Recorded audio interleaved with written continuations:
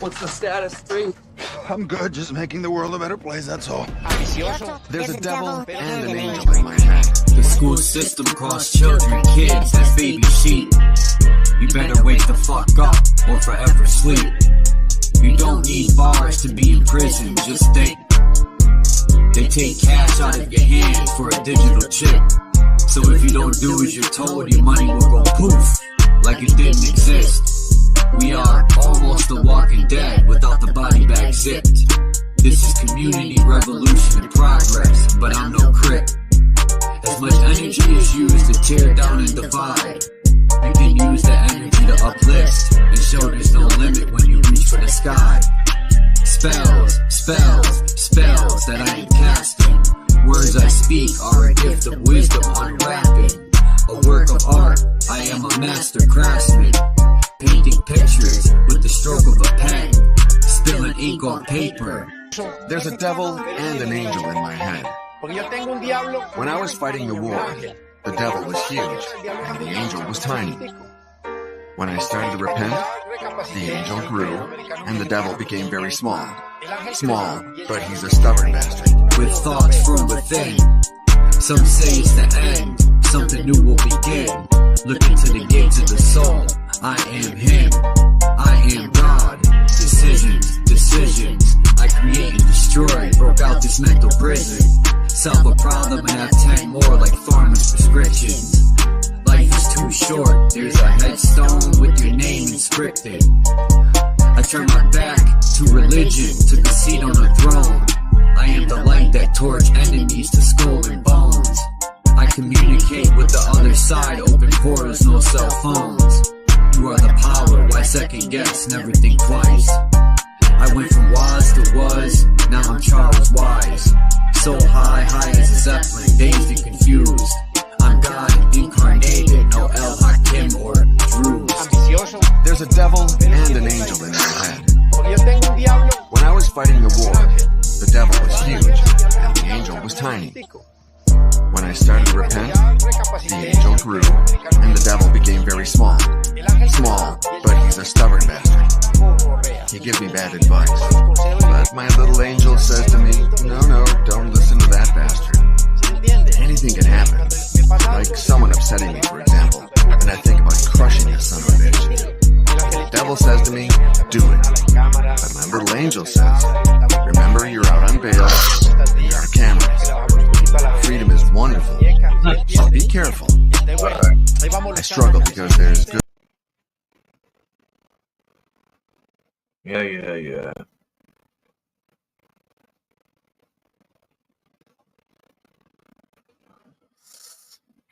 Peace, everybody.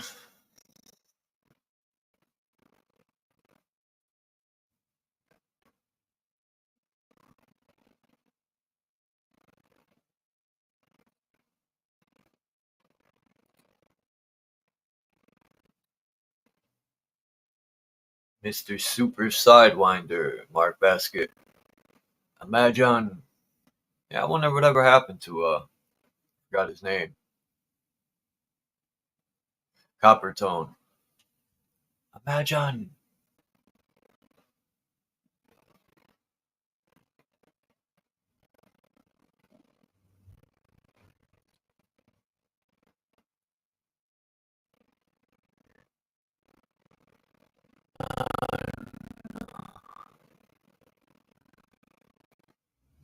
What were people going for in the Superb Owl? Isn't that Saturday?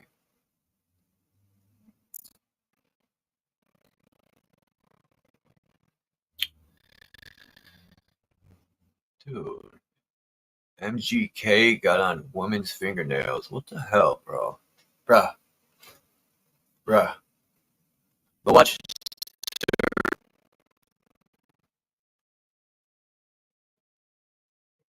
video.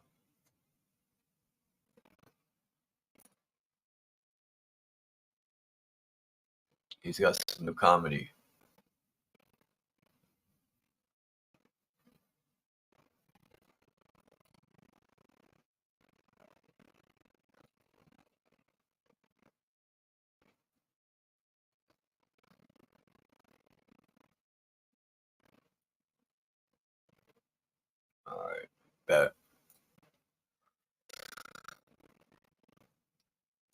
Let's set it off like this.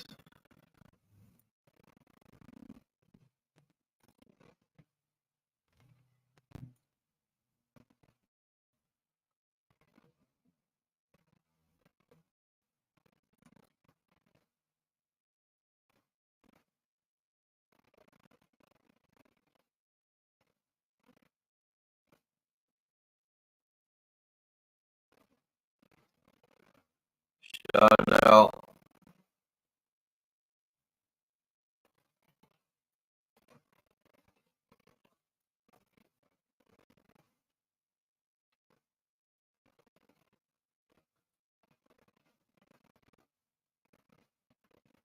Shout out to Simple Truth TV.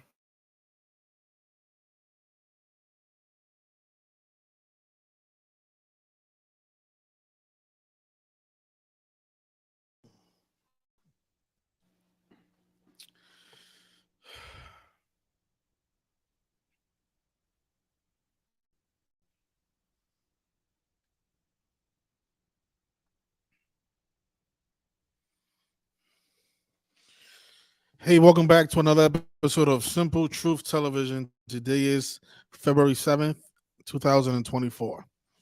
So today we're going to discuss the Kobe Bryant statue unveiling that's going to happen tomorrow on February 8th, 2024.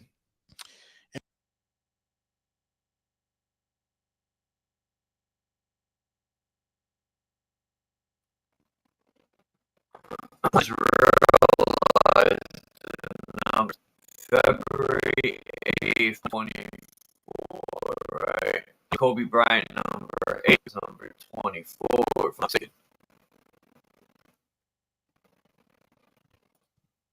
All by numbers. And we're going to review all the stuff that we spoke about before with the Kobe Bryant ritual. And this is going to be more proof of how these people are doing things by the numbers. And I think one can assume that maybe these people didn't really die that day on January 26th, Kobe Bryant and his daughter, Gianna Bryant. Because you got to ask yourself, what are the odds that all this stuff just worked out this way? For this man's statue to be unveiled on the most perfect day, on 2/8/24, the numbers that he used to wear, Kobe Bryant, and the number that his daughter used to wear, Gianna Bryant. She wore the number 2. Kobe wore the number 8 and 24 as the NBA player. So on 2/8/24, they are unveiling his statue. You gotta understand. You gotta ask yourself, like, did they die? Was this like an act of destiny? Was they meant to die before this date? Because they could have died after this date in a helicopter crash, right? Because this date only comes around once. There's only one February 8th, 2024. So what are the odds that this man dies with his daughter, and those are the numbers that they happen to wear during their basketball careers?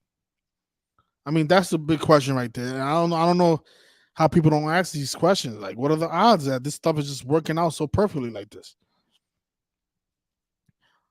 You know, why did they wait 4 years to unveil the statue? Why is it so important for these people to do things on dates that correspond with the numbers?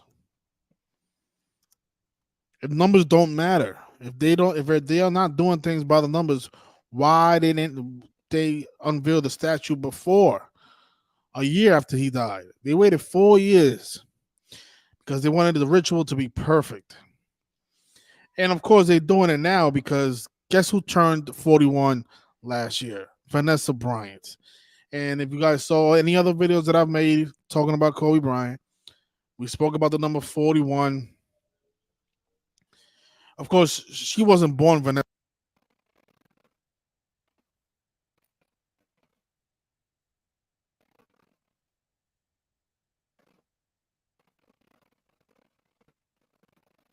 Or is it bad? Is it breaking up?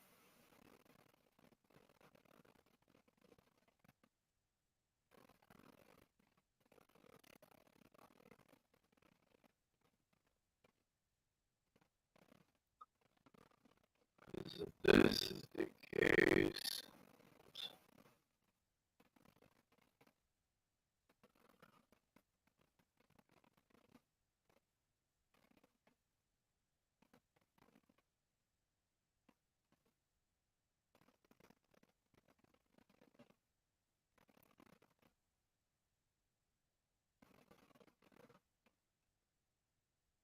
Alright, I'll just play this video and get it over with.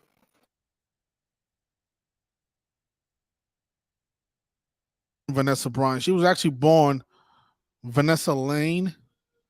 And notice in Gematria, her name equals 41, just like the name Kobe Bryant. And of course, Kobe Bryant died at the age of 41. And of course, 41 is the 13th prime number. And of course, his daughter was 13 at the time of her death. And of course, this number was infamous in this ritual because I don't know, maybe you guys didn't see this video, but we're gonna review it again.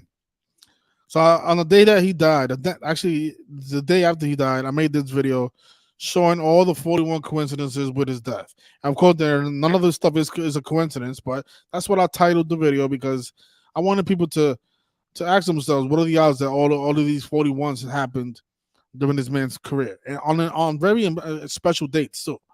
Like for example, when Kobe scored 81 points against the Raptors. Those of you not new to the work, you know all about this, right? The Lakers scored 122 points. This was Kobe's grandfather's birthday as well. Maybe you guys didn't know that. But this game was played on January 22nd. The Lakers won with 122 points on 122. Kobe had 81 points. And if you notice, the Lakers had 122, and what's 122 minus 81? It's 41. So Kobe's teammates had 41 points the day that he had his career high game against the Raptors when he scored 81 points. And we spoke about the name Kobe being Bryant equals 81. The name Vanessa also equals 81. The word ritual equals 81. Vanessa is his wife, right? So the guy with the name that equals 81 scores a career high of 81 points against the Raptors. And if you want to be a little bit more abstract, the Raptors did have 104 at the time they took him out the game, the reflection of the number 41. Same thing happened during his last game against the Utah Jazz.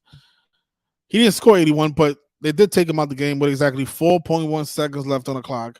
And notice the Lakers had 101. This was Kobe's last game of his career. He scored 60. And what is 60 plus 41? It's 101. So his teammates also have 41 points that game. And it's just got to ask yourself, what are the odds? They take him out with 4.1 seconds left on the clock. This happened all throughout this man's career. And of course, notice who took the last shot of that game. It was a guy whose nickname was also Mamba. I forget his name, but he wore the number 41 for the Utah Jazz that year. Go look up the Utah Jazz's roster in 2020. No, 2016. That was his last game. And whoever wore the number 41, that's who was playing defense on Kobe as well.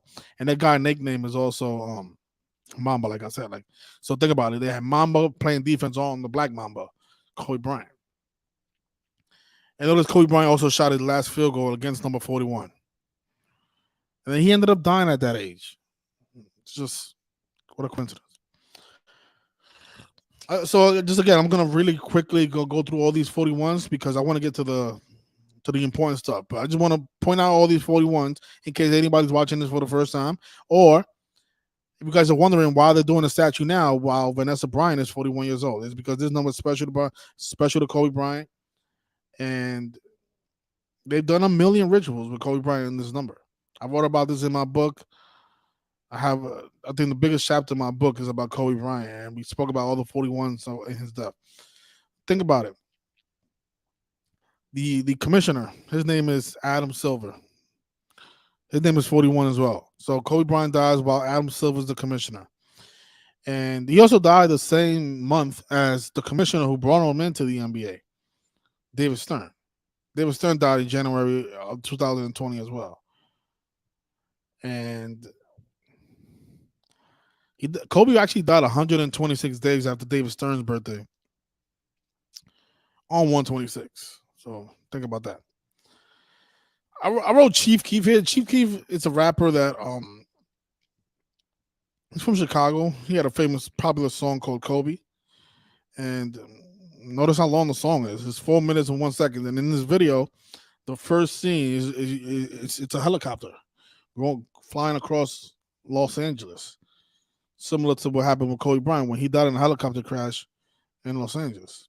And notice LA, which is short for Los Angeles equals 41. Again, the name Kobe Bryant equals 41.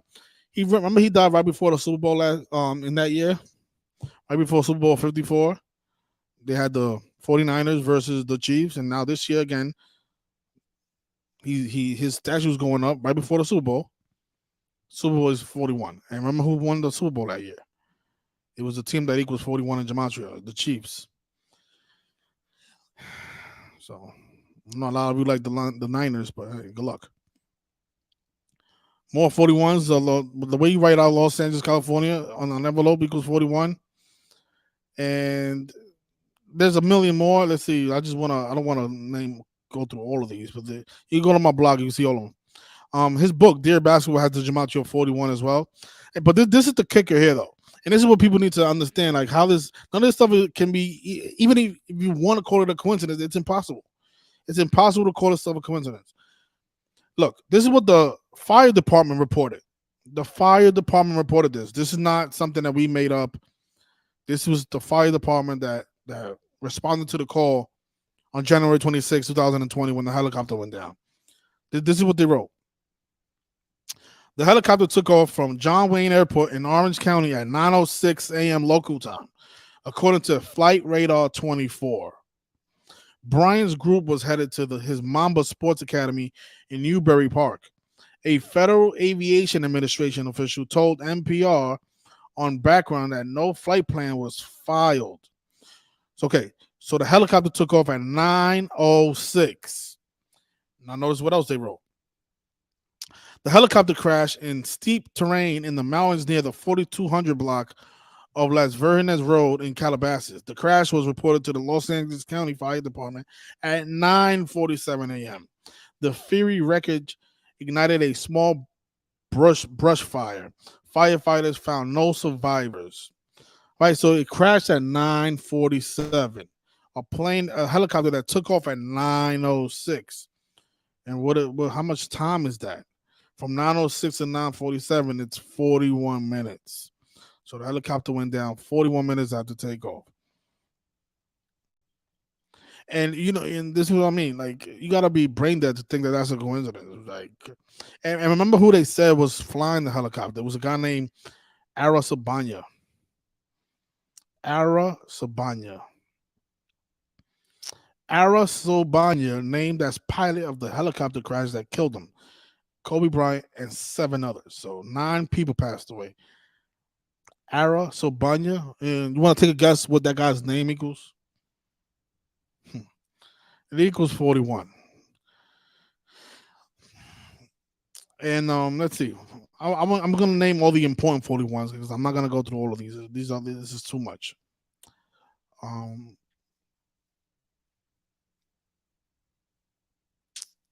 Like I said, his daughter was 13. 41 is the 13th prime number. This number is very important as well. The one, we're going to speak about this number as well, the number 113. Keep in mind that Kobe was drafted as the 13th pick, right? Another 41 in his career. Because, again, 41 is the 13th prime. He was the 13th overall pick. But if you notice here, he was drafted in the first round. He was the 13th pick, like 113. And the name Kobe Bryant was 113. The Lakers are going to play tomorrow against the Denver Nuggets, and the Lakers have 113 all-time wins against the Nuggets, so they can stay on that number the day that the statue goes up. So we'll see about that, though. And what else?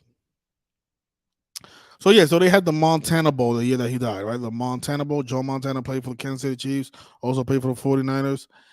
And the state of Montana happens to be the 41st state of the Union. The 41st state. So he dies right before the Montana Bowl. Let's see, what else?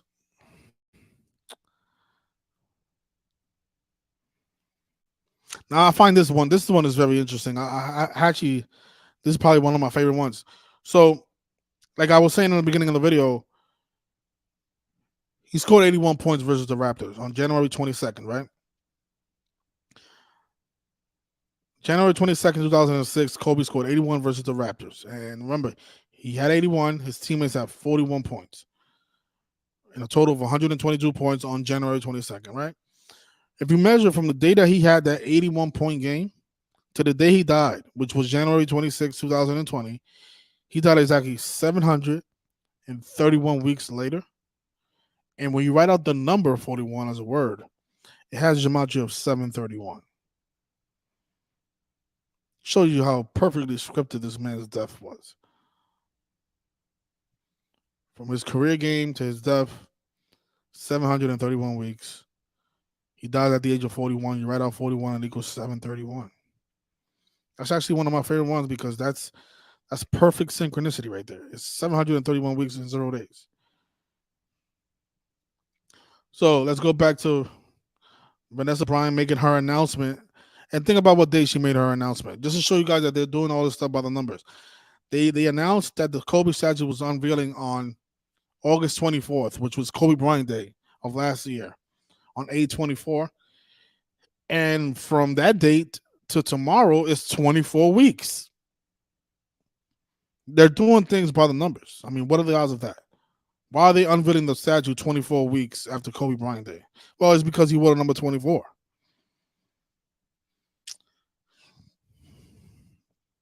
And the funny part is that these articles, they tell you the stuff right in your face. Look at this. Look at this paragraph here, the second paragraph. The big unveiling falls on Thursday, a significant day marking 2/8/24. All numbers that honor both jersey numbers Bryant wore during his NBA career, number 8 and number 24, as well as Gigi Bryant, who wore the number 2. They're telling you the ritual in these articles. And people are not questioning it. Like, what the hell? What are the odds of that? No, they don't care because they know people are fucking brain dead.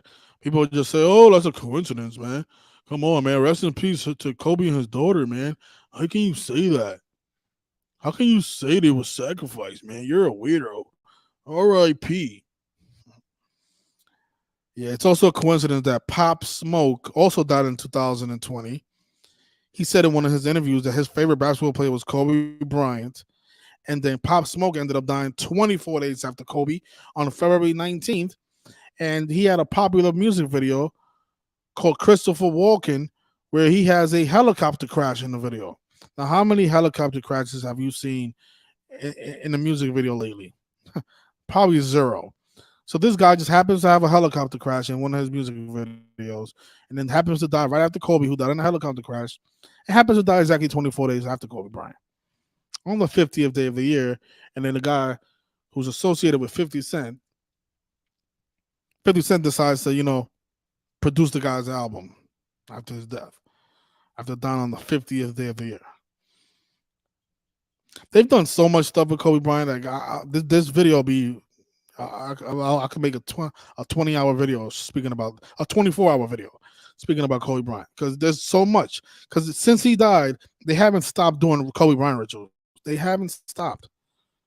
This has been ongoing for the last 4 years. If you pay attention to the sports games, everything has been a Kobe Bryant ritual. Most of it, not everything, but most of the games have been attributed to this man since his passing. And this is why when he passed away in 2020, he was making a killing in the sports gambling world. Why? Because everything was 2, 8, and 24. And if you look at the records, teams was becoming 8 and 24 for the season, or there was coming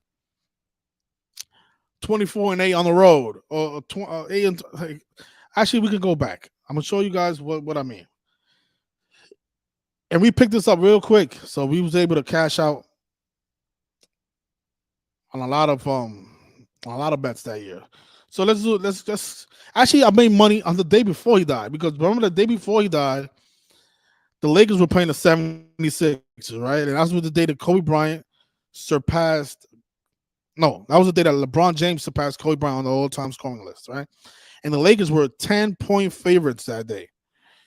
And I said, you know what? This game is a tribute to Kobe. I didn't know Kobe was going to die the next day. I did not know that.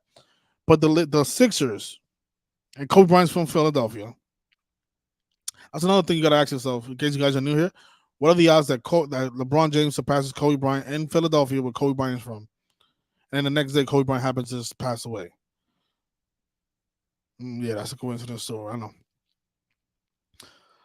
So look, this day the Lakers were like 10-point favorites. I remember, and we picked the Philadelphia 76ers to upset the Lakers because I said, you know what, they might fall to 21-2 at home in tribute to Kobe Bryant. I did not know that Kobe Bryant was going to die, but the reason I said it was going to fall to 21-2, it's because the media was talking about how this game was significant to LeBron and how he could pass Kobe on the all-time scoring list, blah blah blah. So I said, you know what? If this is a tribute to Kobe Bryant and it's in Philadelphia, so why not have the home team fall to 21-2, 212 days before Kobe's birthday? And that's exactly what happened. No, notice, look, from 125 to 2020, and then Kobe Bryant's birthday that year was 8/23/2020.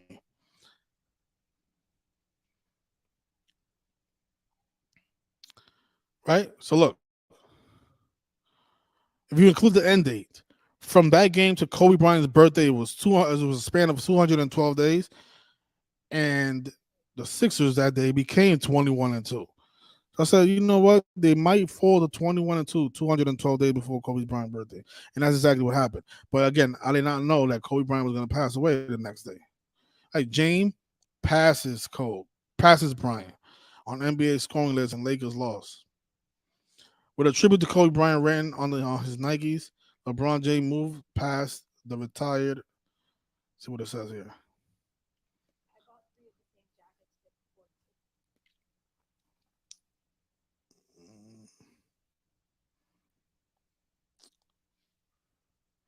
With a tribute to Bryant written on his Nikes, James scored 29 points in front of a roaring 76ers crowd, but the Lakers fell short in a 108-91 loss to Philadelphia on Saturday night. So he wrote Mamba for life. Trying to tell me these people don't know what's going on? Trying to tell me these people don't know what's going to happen? Everything is scripted. These people know what's going on, man. They just act like they don't.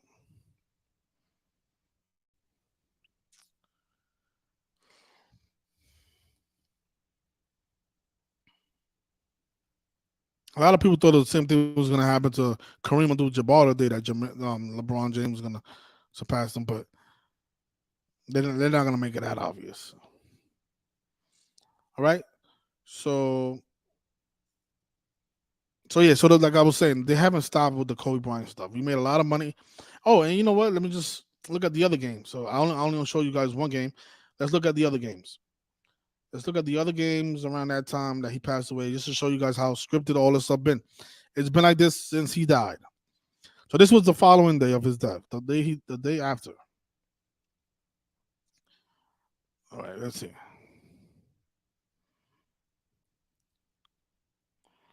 January 28th. And I remember right before the coronavirus stuff happened, the Charlotte Hornets had a big Kobe Bryant tribute.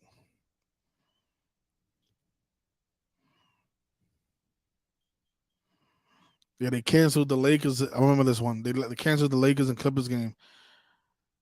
I think I forgot what it was. What was it that I forgot what was the reason they canceled that game, but it had a lot to do with Kobe Bryant's death. But let me see.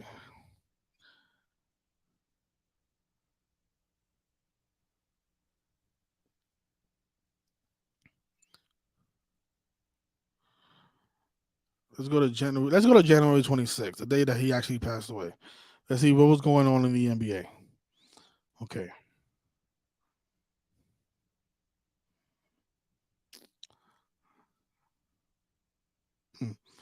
We got the Grizzlies picking up their 24th loss.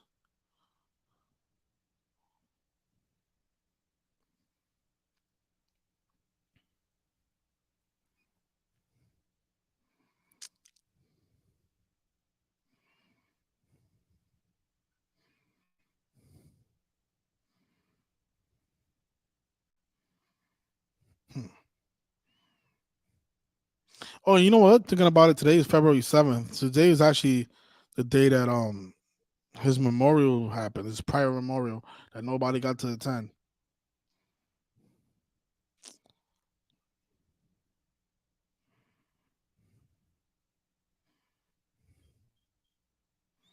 I mean, look. This is what I mean. Look at this. Embiid scores 24 in uniform number 24 for Bryant in 76ers win.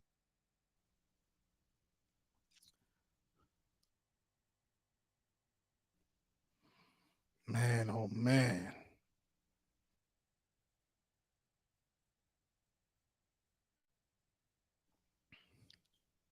Randall scored 33 points. Kobe goes 33. So,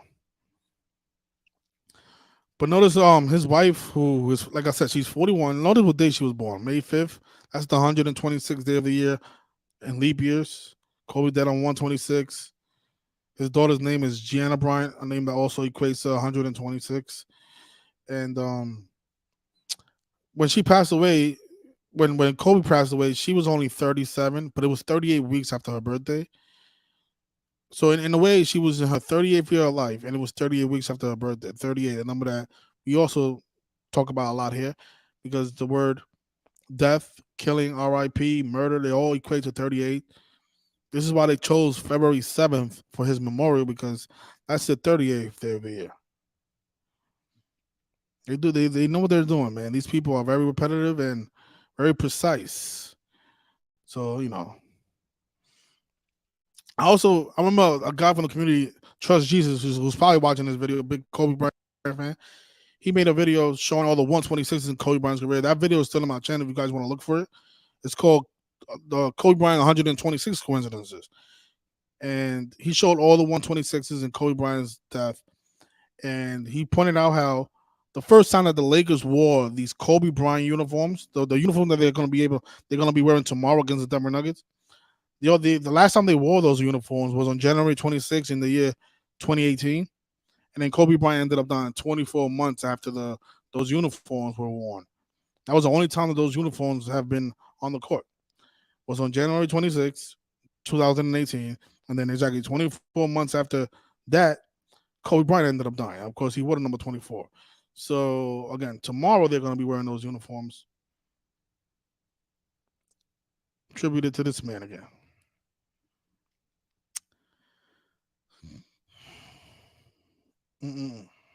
Crazy stuff. I know. Okay, what else? Let's see. Hey, if you go to my blog, just type in Kobe Bryant. There's going to be so much stuff to talk about.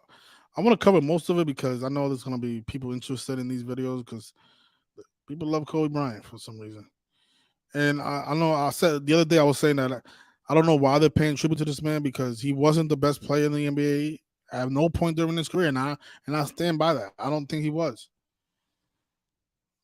When Jordan left, was Kobe the best player in the league? I don't think so. That's very debatable. And I know it's all rigged and scripted, but I'm just saying. It's not like this man was Michael Jackson or Muhammad Ali, Oh, and then, if you read my book, I'll be pointing out how a lot of rappers ended up passing away in 2020. And they were all connected to Kobe Bryant. All the rappers that died in 2020, this is a fact. All the rappers that died in 2020, they were all connected to Kobe Bryant. I don't know why. There was a rapper named Blue Benji Kobe. Same initials as Kobe, right? Kobe's initials is Kobe Bean Bryant, KBB. This guy is BBK. Blue Benji Kobe. He passed away at the age of 24, and he ended up dying on December 6th, on 126. Because he was from Louisiana, which equals 38, like rapper. He died on the day with 38 numerology. Blue Benji equals 163 to 38th prime. And he ended up dying 45 weeks after Kobe Bryant did. And when you write out 45 as a word, it equals 126. And notice the name. Oh my goodness. The name Blue Benji Kobe equals 113 and 238. Kobe Bryant was born on 23/8. So this is what I got. This is what I gotta ask yourself. Like, who the fuck is this guy right here? And how did they make this happen? How did they make this ritual happen? These are the things that I like to ask because I'm like, man, why are people not like exploring these ideas further? Like, what is really going on? Like, did they create like Blue Benji Kobe, right? Did they went into the neighborhoods, found this guy, say, hey, you want to become a rapper? Sure. Okay, this is what you have to do. You have to change your name to Blue Benji Kobe. And, we're going to give you a bunch of money so you can flash it on the videos. And, we're going to give you the music. All you have to do is perform, and we're going to give you a bunch of money. Don't worry about it. You're going to be fine. But then we need you on December 6th to be at this location because we got a surprise for you. Of course, that was the shooting that was going to happen, right? So they end up killing the guy on December 6th. And they do it in a perfect ritual like this. They give him the perfect name. They kill him at the perfect location on the perfect date in connection to a basketball player who passed away that same year. Like, what are the odds that all this just happens so perfectly? And none of this stuff is a coincidence at all. It's not. I mean, clearly. But this shit is really like bomb blowing sometimes. I'm like, fuck. How the hell are they getting away with this shit? Day after day after day, man. Mm-mm.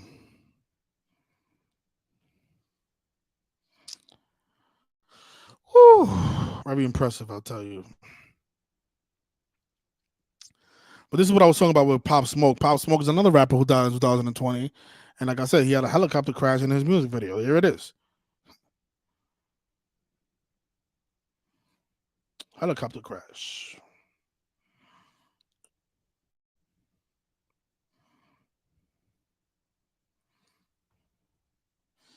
So why Kobe changed jersey numbers and what number 8 and number 24 meant to the NBA legend?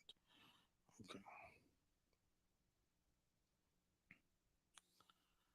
So I wrote here that Kobe Bryant wore number 143 at the Adidas camp. I did not know that. Let me take a look at that.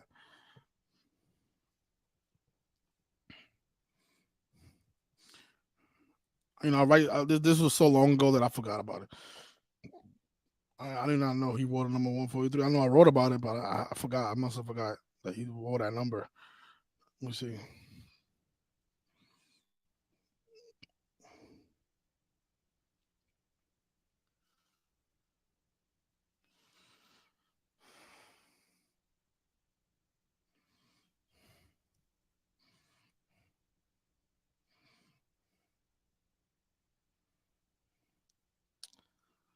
Kobe Bryant at the Adidas camp. I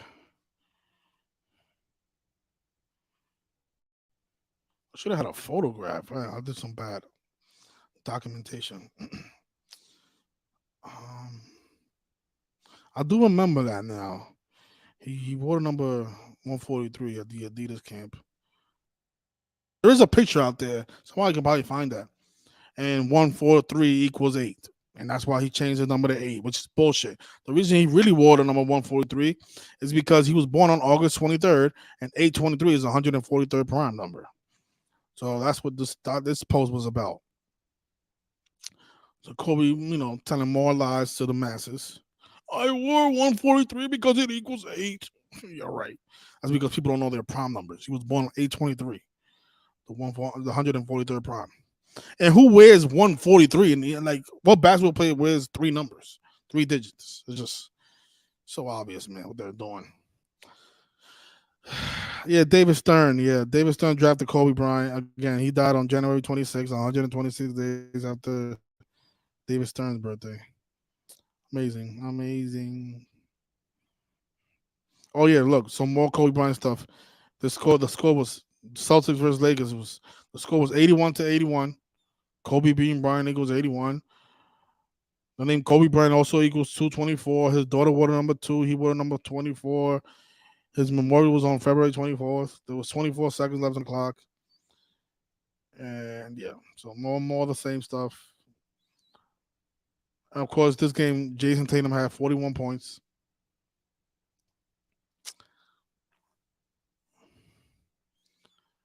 Kobe Bryant induction into the Basketball Hall of Fame. He got inducted into the Basketball Hall of Fame on the 135th day of the year. Kobe, Bean, Bryant, 135. And then the Lakers became 41-30 that same day on May 15th, 2021. And the name Kobe Bryant equals 41, and his name equals 113, which is the 30th prime number. And they became 41-30. And this was 2021. This was a year. It was a year and months after he died. They were still doing Kobe Bryant rituals. Oh Lord, this is a fun one here. I put this video up on my channel. This was when Kobe had his feature on the Bette Miller show. And if you guys remember, the announcer said that the Lakers were losing. They were beating the Knicks 126-85, something like that. But he mentioned the one like Kobe equals 75. Look at that. Kobe dead on 126. It doesn't stop. So this was my original post when he passed away. Kobe, NBA legend Kobe Bryant dead at 41.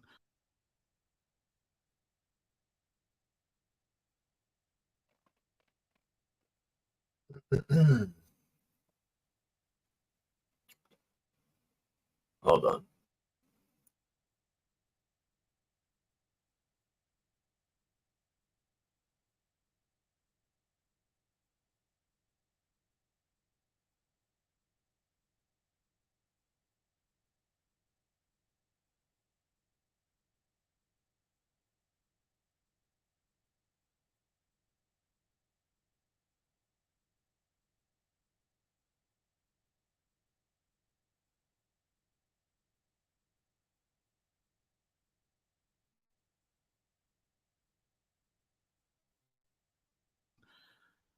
I remember when I made this video, I thought I had covered it all, but no, it's too much stuff.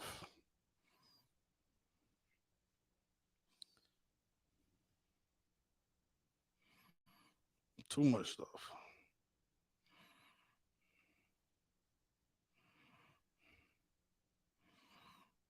Let's see. So yes, I went back and looked at the Michael Jordan statue, and isn't it funny how his statue went up and he was still playing in the NBA, which is just rare because usually the statue goes up after you retire.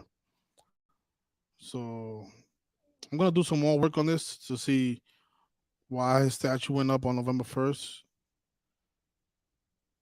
That's the day that leaves 60 days after the year. The N word is 60.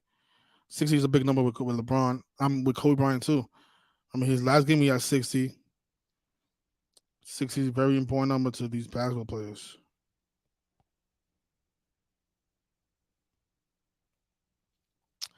Okay, and let me just show you guys something about that. This is what happened. Okay, so yesterday I made a video.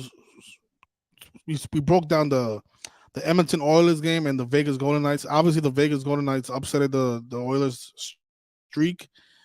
They were supposed to win. They was going for their 17th win in a row, but it ended at 16 on the 16-day numerology. They stayed on 52 points on the 52-day numerology yesterday. That was the one thing I was a little bit nervous about, but I saw that some of you wrote that that you don't make money with this knowledge, blah blah blah. And let me just tell you that that's false. Yesterday, this is the thing. If you guys are not on the Patreon, then you don't know what's going on. You're on the outside looking in. So you're just looking at the videos that I'm putting up on YouTube, and then you don't know about any of the advice that I'm giving my people on Patreon. My people on Patreon should have made a lot of money yesterday because we gave out a 14 parlay that cashed. And of course, I was not going to put out that information for free on YouTube. I just broke down that Oilers game and said, you know what, this is worth $20. Not a lot of money because the riddle wasn't that strong. If you guys pay attention to the things that I say, you shouldn't have a problem making money. But the thing is, a lot of you just listen to who I have, and then you go out and spend $200-300 on a pick. That's not what I'm advising you guys to do. You guys have to listen to the information. Listen to if I say this riddle is strong or this riddle is weak. You guys are not doing that. All you're doing is listening to, oh, he has the Lions. Let me go put a bunch of money on the Lions. if I'm saying, look, the lines have a narrative, but the San Francisco 49ers also have a narrative, that's just tell you that this is not a game you want to risk a lot of money on. So look, this is what's going on. So yesterday, I put out 2 parlays for my Patreons, right? Because yesterday was African American Coaches Day, right? So we looked at last year what happened on this day. This holiday, it's every first Tuesday in February. So the first Tuesday in February, excuse me. The first Tuesday in February is considered African American Coach Day. And last year we noticed that all the black coaches lost on this day. And I wrote a list here. I said list of black coaches playing today. So the Houston Rockets, they have a black coach. He was going against the Indiana Pacers. The Mavericks and Brooklyn Nets were playing each other, and they both have black coaches. But like I said in the notes, Jason Kidd is only half black. He's also Italian. So the more black coach in this one will be Jack Vaughn, Brooklyn Nets coach. The Orlando Magic, their coach is Jamal Mosley, and he was playing against Eric Spoelstra in the Miami Heat. So the Orlando Magic had the black coach. And of course, the Bucks were playing against the Phoenix Suns. And in that game, Doc Rivers is the black coach, right? So I even highlighted all the black coaches. But I wrote here, I find it very interesting that all the black coaches today are all underdogs as well. As for the Dallas Mavericks and Brooklyn Nets game, note that Jason Kidd is only half black, right? So I said, make these 2 parlays for $5. So what I did was I said, you know what? Just in case they try to throw us off, we're going to bet on the black coaches. So we took all the black coaches and put them in a parlay. And then I said, and in one parlay, and place this one parlay to counter this parlay. So this is the other parlay we had. We had the Pacers, we had the Mavericks, we had the Heat, and we had the Phoenix Suns. And this parlay cashed. They had all the black coaches lose on African American Coach Day. Phoenix Suns defeated the Milwaukee Bucks. The Heat beat the Magic, the Mavericks beat the Nets, and the Pacers beat the Rockets. This parlay paid plus 423. I think that's what it was. Let me see. And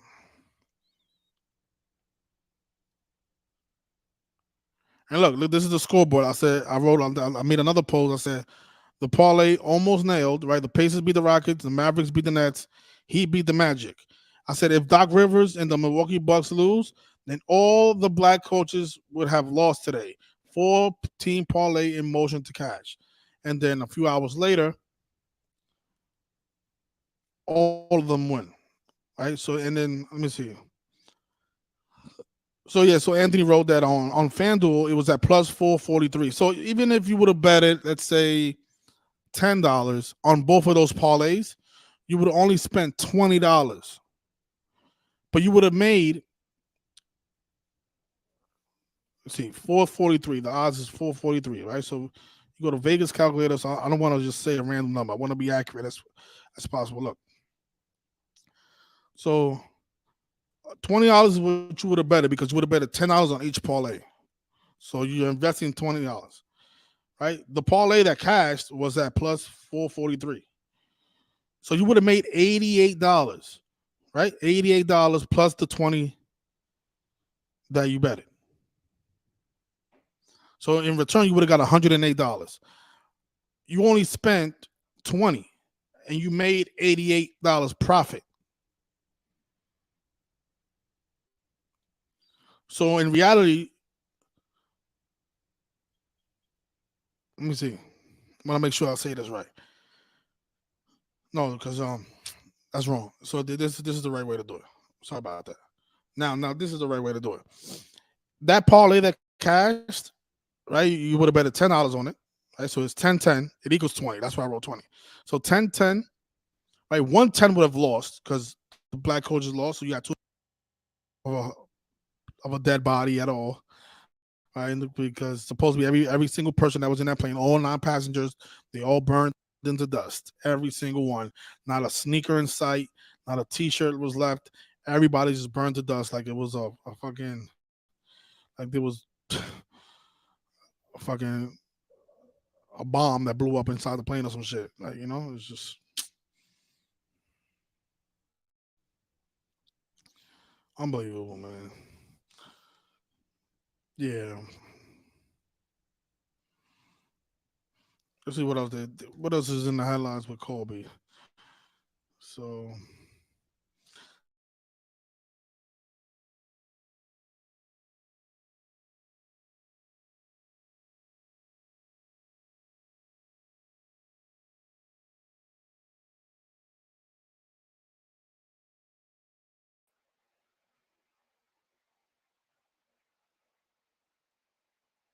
All right. All he's gonna do is keep talking about the gambling.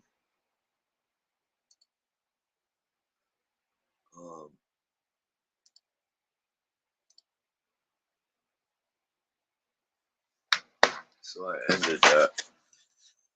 Peace, Gabriel, Orphan Annie, Christos.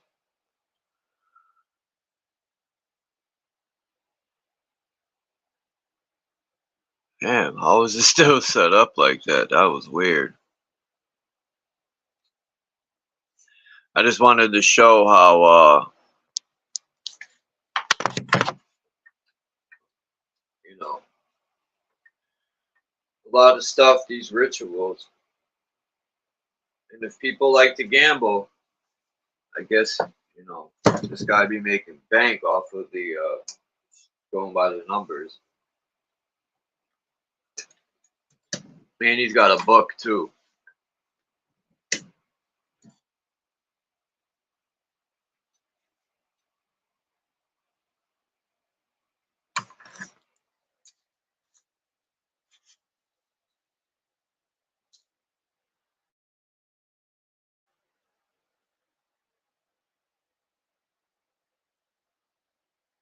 No problem, Orphan Annie. I know you're busy.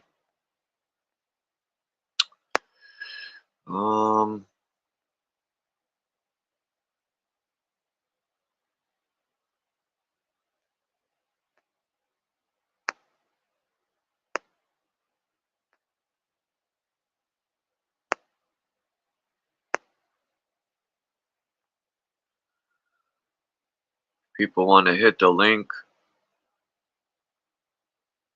I mean, this guy is good with the numbers. Who's that guy Christos mentioned? Zach Hubbard. Yeah, a lot of people that do the gematria mention that name. I never watched him, but from what I hear, he was like one of the, I don't want to say founders, but one of the people that pretty much got shit rolling.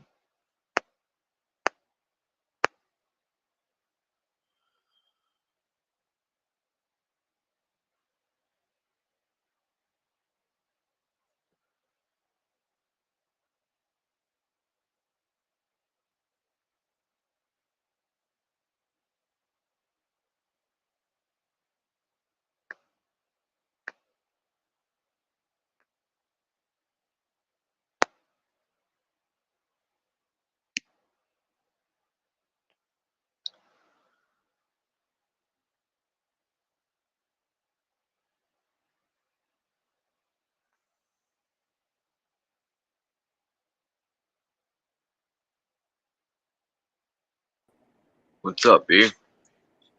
Peace, Damn, Chef. What's good? Not much. Damn. Can't find it. Oh, it's right in my face. It looks like it's going to be a nice day out here compared to yesterday. It was pouring yesterday, a little bit of hail. Yeah, the sun's out here too. Connecticut. Nice. Trying to find a picture of that thing he was talking about Kobe. Who the hell, like he said, who the heck wears a triple digit jersey? Never seen that before.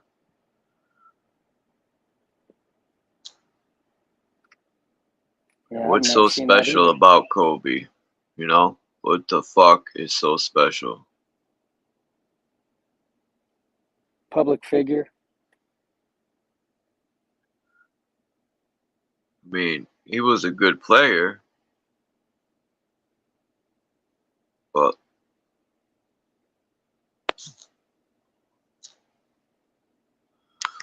like the guy said in that video I shared, they mass produce our heroes. They pluck people's heartstrings with these manufactured heroes. Exactly. It's oh, you know what? He was an idol. Yeah. Until they killed him, then his idling stopped. His foot off the gas. Now he's infinitely manipulatable because he's no longer in human form.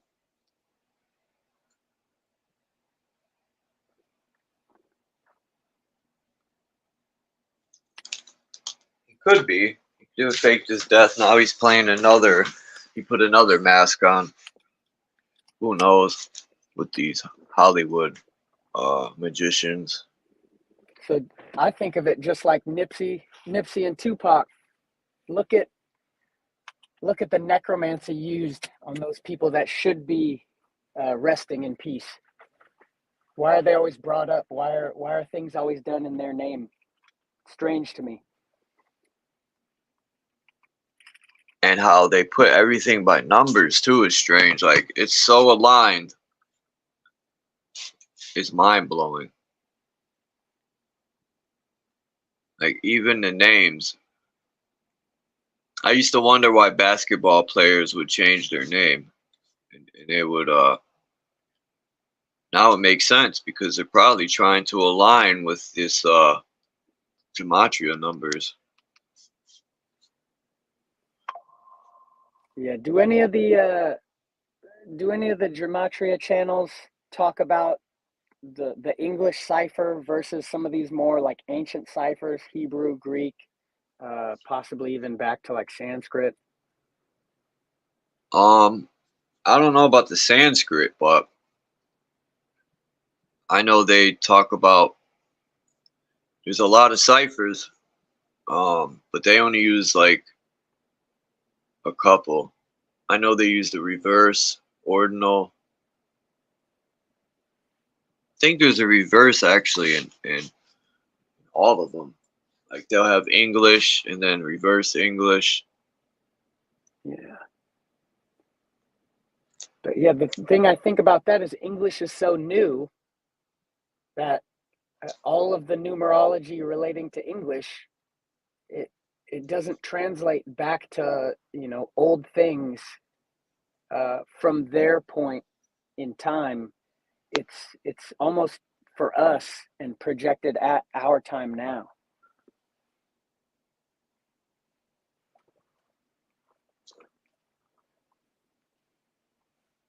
So I don't know if I should, and I don't really pay much mind to a lot of the newer numerology or the whole English cipher. I barely speak English that well anyway, so I just try and speak clearly rather than worry about the complexities and adding levels to my native language. When it comes to numbers and patterns and older things that have already been kind of figured out, or there's patterns in helping people learn those things. I'll look into that a little bit, but yeah, I mainly focus on tried and true methods and only allot small parts of my time and effort to more higher risk unknowns.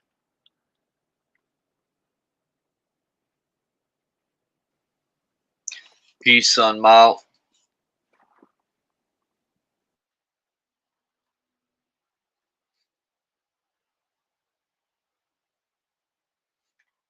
Peace, Void.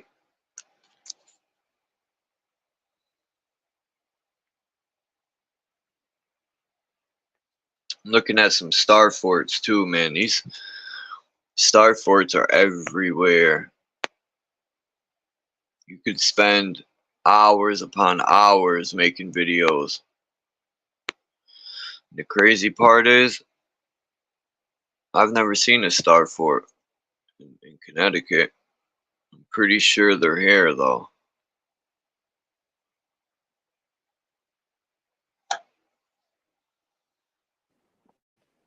Have you heard the story of an Asian architect that calculated a building down to a single brick?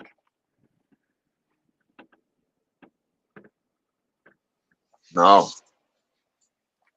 What was Yeah, the his story name? goes, I can't remember his name, but the story goes the architect designed this grand structure and put in an order for the materials, and he was questioned that he requested the exact number of materials, and just to prove his point, he ordered one extra brick. And when his building was completed, he showed that extra brick to the dissenter.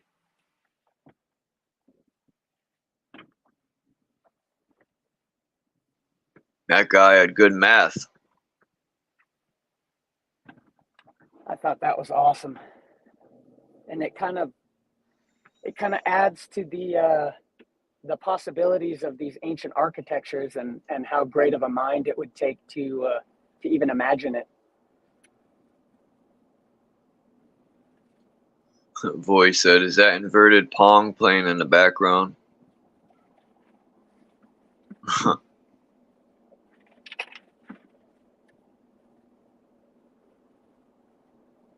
How long was the brick, Maggot said?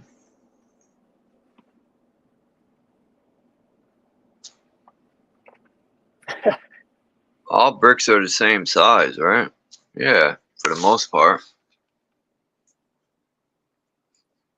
Yeah, one brick length.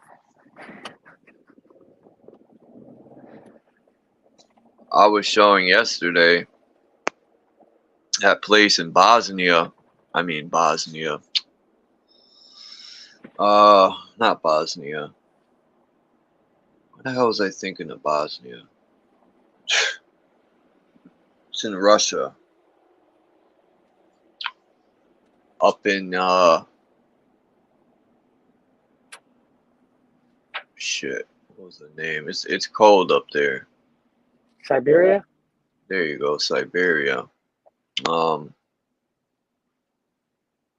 They have these megalithic freaking blocks, and I mean, we think the supreme architecture that we see everywhere, but these bricks that are in Siberia, and then if you go to New Zealand, they have the giant round, I'll call them round stones. I've showed pictures of them. I mean, a lot of that stuff isn't really brought up, especially them round stones. Yeah, I just stumbled upon some frequency information. I'm thinking they really did levitate, or at least decrease like a gravitational density with sound. And then they might have had some people with like some lines, some ropes guiding it into place or something like that. Maybe the log sled theory is possible with these frequency devices. Well, I watched this short video, and I used to question, why do they put insects and stuff? And even before I really looked into it, I would think it most likely has to do with the genetics of these animals, or it has to do with the animal. Like, so the dung beetle, even bees or insects, you notice how it's like they're on a whole nother frequency of vibration, because they hum or hover. These beetles, the guy, I showed pictures of his contraption he built. He used the wings of the beetles. He was studying the dung beetle and wondering why Egypt used these beetles, and come to find out, he took the beetle wings, put them on this wooden contraption thing. He would hit the like a brake handle on a bike. He put one of them. When he would hit the handle, the wings would, I think, flip or align with the other wings, and it would cause the thing he stood on to hover. And you would think, how would them little wings hold his weight? But they sure did. And people are saying maybe that's how they moved a lot of these huge bricks. And then I thought, imagine these dung beetles, you know, back in the days when the trees were bigger and maybe the frequency was different. I don't think it has to do with the ozone or anything in the air. I think it has to do with the frequency. These insects, the bigger they are, just, you know, they could use sound too. That's a good point. That's a really good point, because we always copy nature, and if we tried to deconstruct it and rub those wings together and create their frequencies and study it, that would shine light onto how they can move these blocks around and then turn on those pyramids in a grid, which would affect whatever type of like ionosphere or atmosphere, and give that life generating force to the land.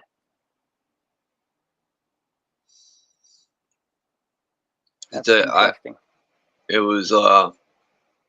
just always mind boggled me how there's pictures of different insects and stuff. And like I was saying, I knew it was something to it, either down to the genetics or they were studying these certain insects. And because bees respond to energy for sure. They'll either leave you alone, they'll just crawl all over you when they like you, or if you project negative hostile energy towards them, they'll actually be hostile towards you, possibly sting you, and then attract more bees. don't they release a pheromone? Oh no, that's ants. Yeah, the stinger releases a pheromone when it's pulled from the body.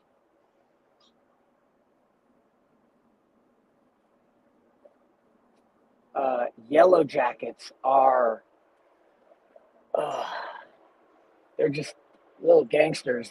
They run up on you, start biting you, and start excreting that pheromone, and then all of a sudden you're running from a swarm of them. I ain't messing with no yellow. Yellow jackets or fucking what's the other ones? Hornets. Hornets are gnarly too, or wasps. Those things are just attack dogs. You ever see the ones in China? Shit, they're as big as a fist. Yeah. Man, the stingers are like telephone poles. That's how big they are. You gotta get one of those fly swatters and hook up a taser to it. Double A's ain't gonna work for them things. That's funny, a taser.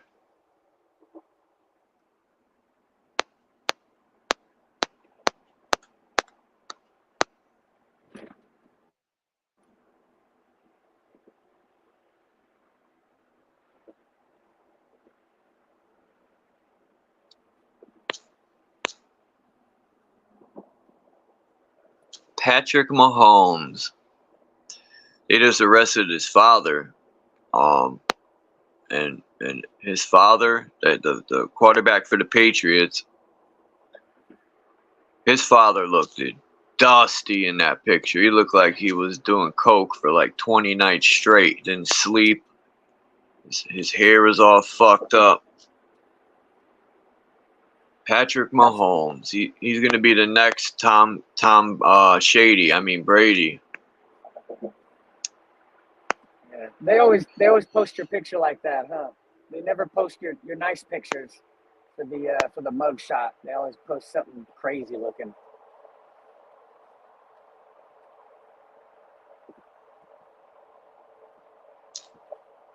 But I didn't realize that it was Taylor Swift in the Super Bowl. Yeah. She goes out with the guy from the Chiefs. Right. That's what I'm talking about. Because yeah, that dude's a pick me. They offered that dude some paper and Taylor Swift, and he said, "Oh yes, sir. Whatever you say, sir."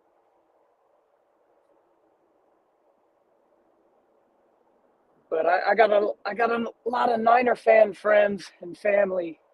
I thought it was cool that they finally get a shot. But then somebody told me like, "Oh no, it's Taylor Swift in the Super Bowl," and I thought, "Oh shit, well I forgot the whole game is rigged."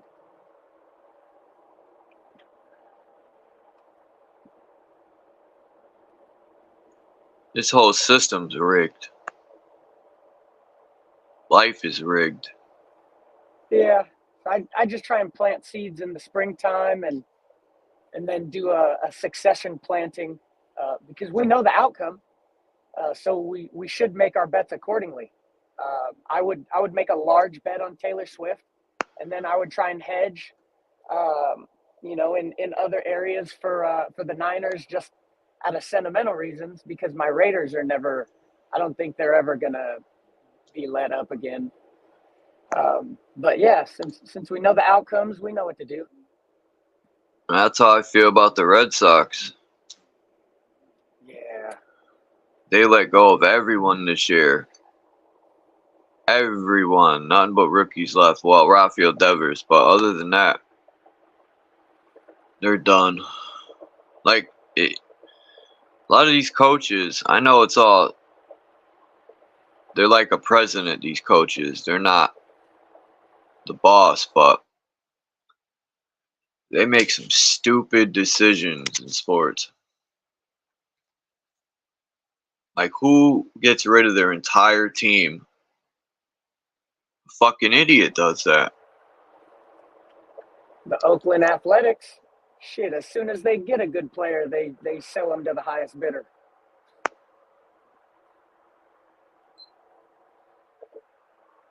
But that's Moneyball, right? Yeah. That's sports. Yeah, I've always liked playing better than watching sports. I just found these crazy pictures. See what they show good enough. There we go. This looks like it's in another language, but it looks like a male Medusa holding a stick or sword with shit. It looks like they had stinky armpits, so the person is blowing wind into their armpit. Looks like a demon, actually, with wings. Yeah, is that a head on top? Yeah.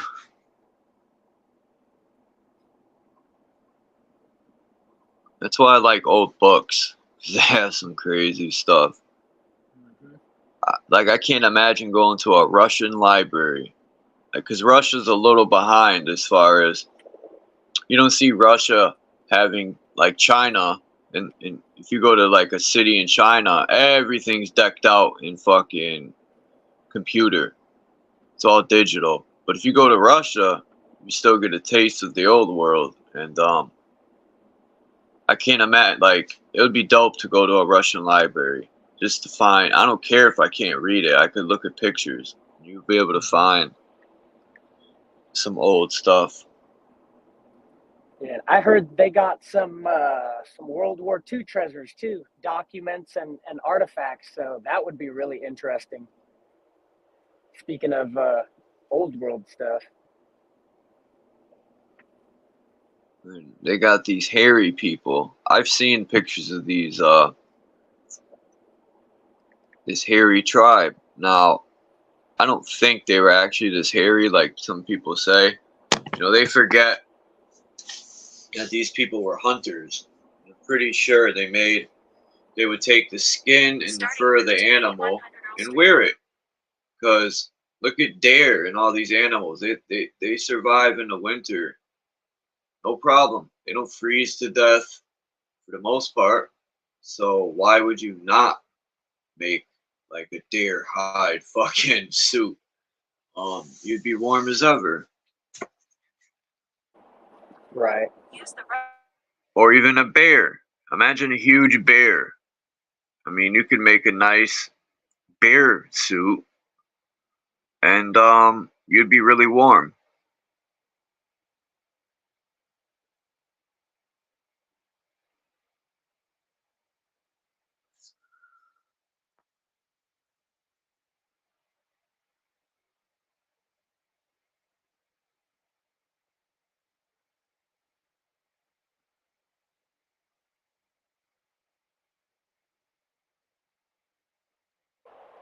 Yeah, why they kind of hide the multiple hominid species is strange to me. But yeah, there's always been lots of different peoples on the planet. It's just recently that we only have Homo sapiens. Turn left.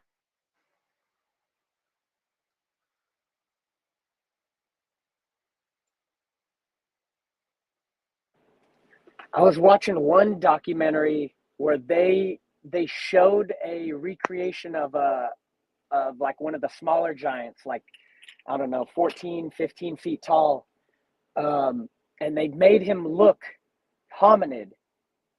But I can't find that documentary anymore. They showed the whole skeletal structure. They built up the muscle attachment points, and then based off whatever other features and information they had, they gave this dude a face and kind of like a hue and hair, and it basically looked like what we would think of as a giant. But when I go back and when I try and look into some of the research, all of it is for sure shifted to make it like it's a great ape rather than a large hominid. And I can't find the documentary. It's real suspect to me, but I remember it clearly. And I wish I would have, done like a record or like a screen capture.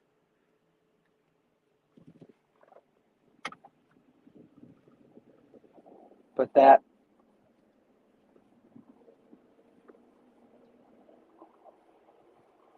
what we can make camp look like. I wonder what was their purpose of doing these.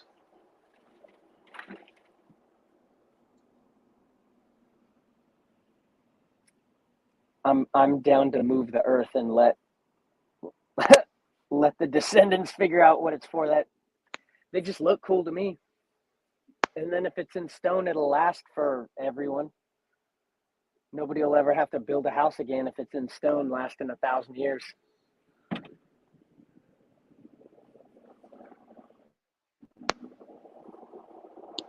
They could just worry about what seasons to decorate how, and focus on the weather, what plants grow in that current time period, what tastes the best, develop their recipes.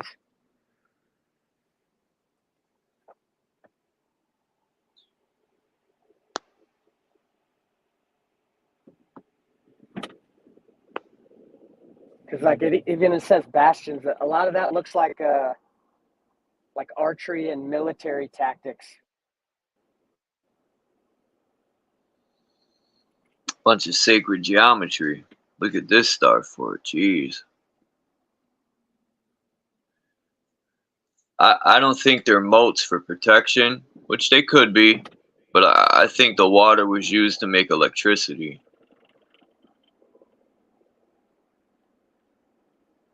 I agree. I think that's the original purpose, and then other people copied and lost the original purpose.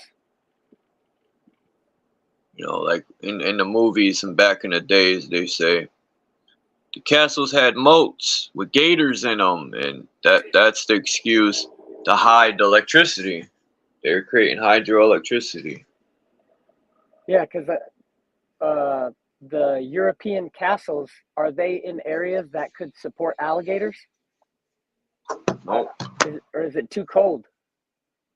Probably You too can't cold. have piranhas. Could be wrong. Could be Yeah, wrong. I don't know either. But from my knowledge, alligators are always in like warmer places. Piranhas as well. I don't know if hippos could sustain the cold, but that would be a good moat animal. But yeah, hippos are a more tropical, temperate environment. A ditch with a bunch of oil poured in it works well for the whole moat style concept for siege warfare. But yeah, piranhas aren't incorporating- that vicious though, unless they're bleeding or they're starving. yeah, No. you got to keep them really concentrated and starve them a little bit. Keep them hungry. Yeah. Something disturbs that water. Like That was I always Enter the wondered Dragon, that. right? They fed the guy to the piranhas, or they fed the animal to the piranhas, and then the guy fell in or something like that. Fucking. I always wondered how people, you know, in South America or in the Amazon, you got huge freaking snakes. I mean, some snakes are as big as a car and as long as a fucking 2 or 3 city buses. I would say 2 double buses. I don't know what they're called. We have buses here that are 2 and 1. Mm-hmm. But probably, you know, as long as one of them, maybe 2 if you're, you know. But them snakes down there are fucking huge. It'll swallow a cow, no problem. I mean, I would never want to come face to face with one of them, even though it probably won't mess with you unless you know it's hungry or you piss it off. I've seen videos of them chasing down those fucking big snakes, and they grab them by the tail, pull them out of the water, and I'm like, these people are tripping. You're gonna piss it off. It's just gonna whip around and start tangling, you know, I mean, winding up you to snap your back like a twig. I kind of think that it'll almost remove the blessing from the land. In those places, the gods still are alive. But if you start killing demigods like that just to put them on a trophy wall, that energy is almost bled from the land. That's crazy. Just like the mother tree. You go into the sacred forest and you cut down the mother tree, and now that whole like electrical panel is disassembled. There's a break in the circuit. To explain it roughly, but yeah, if you go into these places and you start removing large pieces. Well, that reminds me of the Masonic arch. Yeah. The older Masonic arches were a complete connected arch, and it seems some of the newer ones have a capstone missing. So now it reminds me of a broken fuse. Mm-hmm. And what is that symbolizing? To you know, break the circuit of humanity or something, disconnect everything. I don't know. Be darkness, right? If you have a break in the wire, shit ain't lighting up.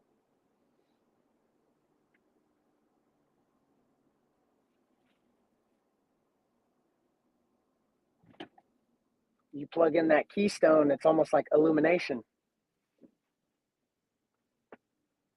or wholeness, togetherness.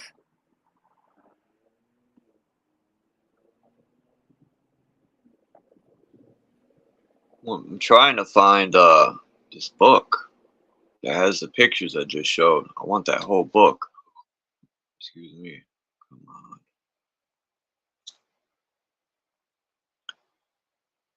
Because it has dragons and hairy people.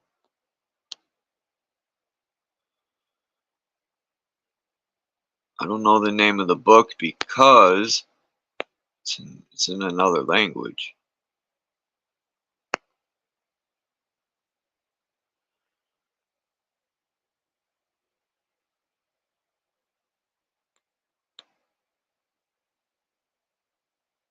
The gift that just keeps on giving.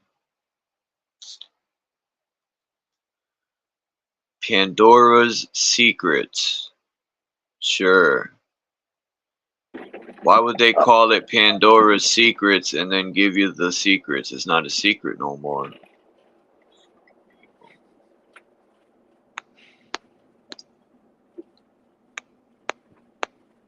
It's like the treasure of Out. the lost. When you find it, you become lost. That's how the treasure always stays lost. When you find the secret, you become secret. Says the sequence of images in the latter part of the book, one of the first alchemical image series published, makes it unique. The woodcuts in Pandora are drawn from the earliest alchemical manuscript written in German. See, so it's German, which was composed between 1414 and 1419. This book I'm trying to find. And almost certainly encode an actual sequence of chemical processes. The distilling apparatus the queen stands on links the image to laboratory practice. You know, this is the 1400s when they had laboratories and science and, you know, and they would say we were in caves back then. Even the Native Americans, they say we're living in teepees, which is bullshit. Now, I think they built a lot of this architecture we see. You know, they just want to show or say they rewrote history, and they say these tribes were they had no knowledge of architecture and other things. They were very advanced. From what I've read, both lived side by side. There was one main castle, let's just say in a whole county, right? The count would have a stone building, but then the free people wouldn't have to be bound to that lifestyle of legacy and lineage. Because again, if you break the circuit, the light goes out. All of that science, all of that medicine, all of that good knowledge, or you know, the knowledge with possibility of good would disappear. But at the same time, most of humanity wants to live in a free model. They don't want to be bound to the house and the book.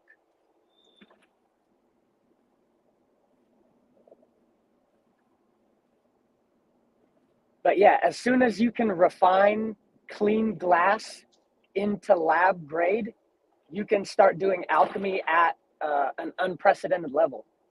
It'll actually be true alchemy rather than just guessing and, you know, having your measurements be off based on this type of container leaches in these chemicals to your whole process, and it's not repeatable.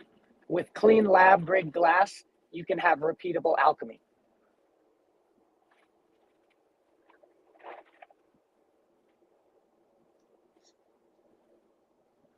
But those 12 to 1400s are an important time period, and any type of uncensored documentation would be nice to learn from.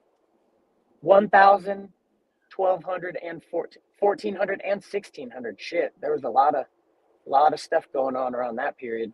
The end of the main Roman Empire with the split, and then into the the Renaissance. Yeah, I found some cool Renaissance picture paintings. So I just got a hold of a complex hilted rapier, basically one of the fencing swords. Man,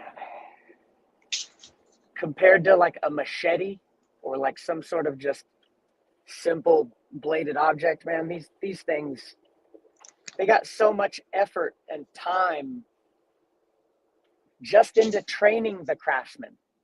Not the time and effort that it took the craftsman, just the overall development, the foundation of these mental processes. Again, it's art. It's art in motion.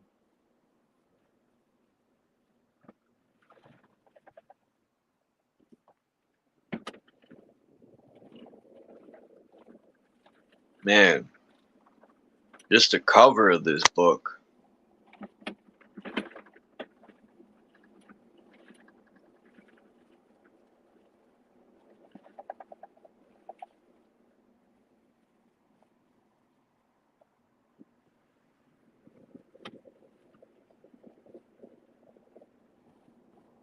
Yeah, if I ever have enough spare time, I want to set up a private library. And when you do it that way, you can purchase those books on the library's budget and as a tax write-off instead of spending, you know, however many hundreds of dollars it would cost to get a book from the 1400s. That's my only access to stuff like that, is trying to work it out on the paperwork to where you play that little game, you know, you file your little paperwork with the devil, and then you get stuff. I get a lot of my animal feed as a tax write-off, and that's how I'm able to have these animals. A lot of Otherwise, I people wouldn't be don't able to know afford it. that. There's a Right. lot of people that buy land and they put animals on it because it's a tax deduction. Like, it makes your taxes cheaper. Yeah, and But people ask me, how they do you don't want to afford them? teach us that. Right. People only know a lot of things. People get mad at the rich for not paying taxes. Why are you mad? Learn. You could do the same thing. Yeah. It's funny that they're mad at their boss who hired them and their landlord that housed them. But they couldn't do it for themselves. They need those people. I Some of used to us, hate, go ahead. I was just going to say, I used to hate. Then I thought, well, if they do it, we can do it. No, just got to find the forms out. Same. Loopholes. I thought the same. Of course, they're going to give you problems. They might try to lock you up or this and that. But stand the ground. Mm-hmm. The other thing is, I didn't like being told that we're colored, we do it this way, or you're half white, so you have to do it that way. I always thought that was a bunch of bullshit. And then Yeah. building Hey, on what that, are you? Are you white? Are you black? Neither. I tell people I'm American because my people have been mixed so many times in this land to where, like, that's my people, is the people who've been here, the people who have the similar problems of this land in this time period. We have a similar ethos. We have a similar life. Our daily life is the same, so we're the same people. We're the new Americans. I woke up here and my parents woke up here and we all agree this is the same shithole. So now it's time to take that shit, compost it, and start planting into it.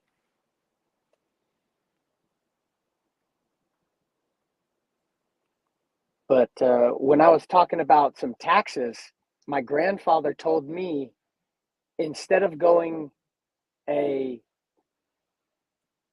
pay your taxes now IRA route so you don't get taxed later, he said, defer your taxes, don't pay now, put off paying in the 401k route. And I said, well, wouldn't you want no taxes later when you have more money and you'd be taxed higher? And he told me, oh no, our people don't make more money when we stop working. We get less money because we stop working. And that totally unlocked a new door for me, that, oh, these are poor people and they're going to stay poor people. And in order to turn into what we call, you know, people with abundance, we need to give up limiting philosophies and, you know, exercise philosophies that are actually good and abundant for us. And it really makes me sad when a lot of my friends or people I care about, they still hold on to these limiting beliefs just because they were given to them by a loved one.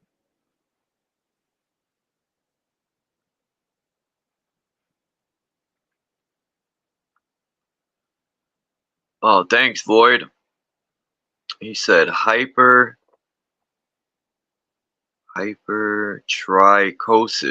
Hypertrichosis is the hairy people. Okay. Mm-hmm. Those are like the Wolfman, like hairy all over. Yeah.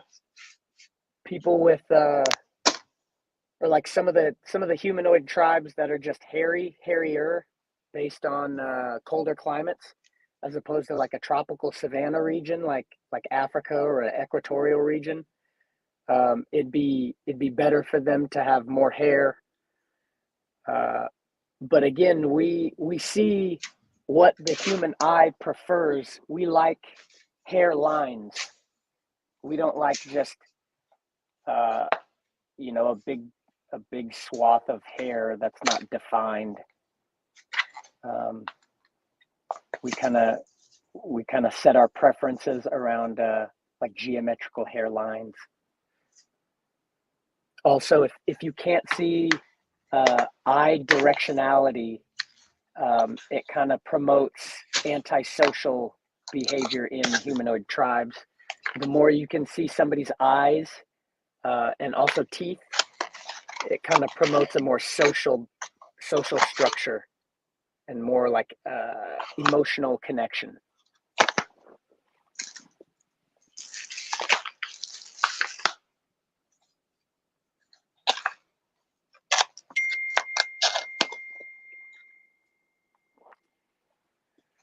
Huh.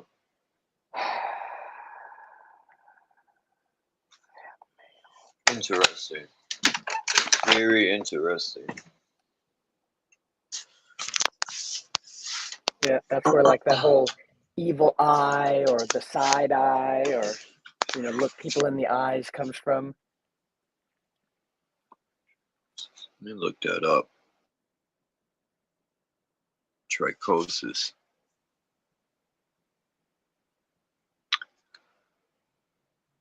The first time I ever seen one of them hairy people was on, I think it was Red Squid X's channel, and then I seen him on a map.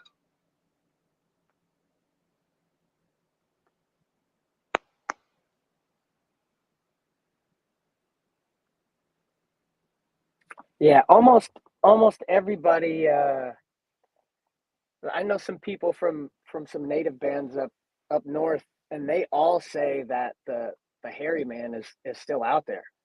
Could be kicking it in the woods, and that like they know his smell. They know some of the sounds he makes and stuff, and like only a couple people that I've talked to actually like caught a glimpse. You know what I mean? Of somebody walking by. But yeah, they all say the hairy man is just tucked in the woods, still doing his thing. And then people up in Alaska have a little bit less reputable story, but they say the same thing too. Like, yo, the big hairy man's out here. He still be doing his thing. You just ain't gonna see him because you smell like processed food. You'd fear him and you want to put him on display in stuffed form. So he don't really fuck with that. Magus said he would walk off with them into the bush. Let's see. Yeah.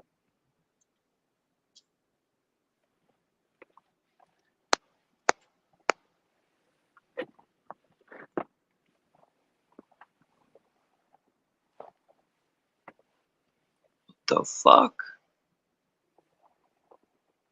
Man, I gotta download this picture. This is funny. Wolfman? Yeah, that's what came up. This chick looks like a wolf man, but it's a girl. I hope so. She got a dress on. But that's not the pictures I'm looking for. I'm trying to find the older pictures with these, like the one I showed with the guy with the hairy suit on. Right. So that condition you're looking up is a Homo sapien condition. It's not.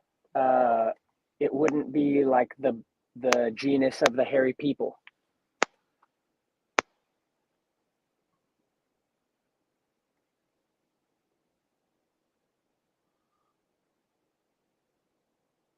Great Cranberry Island.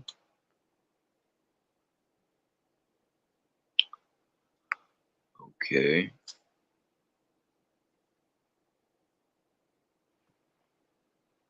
Going to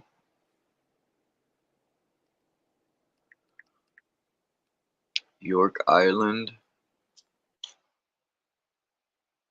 Never heard of it.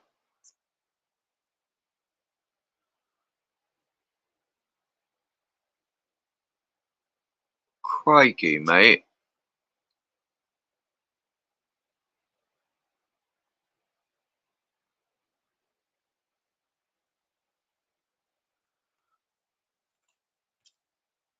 Come on, hairy suit people, where are you?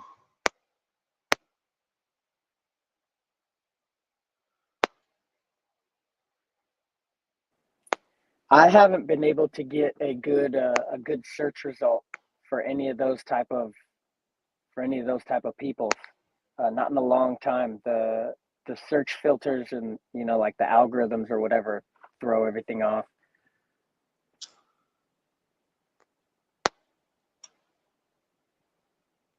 You remember those old style websites?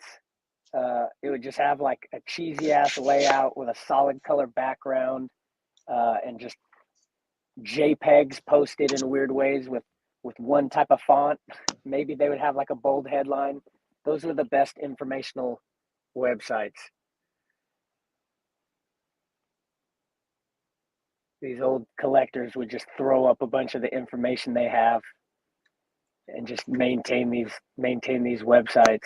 But they fall off. The domain stops getting paid for or whatever, and then your whole bookmark history turns to nothing. It was all pointless. This is the book right here. Got pictures like this. That's why I want it. It's in German, but the book looks interesting.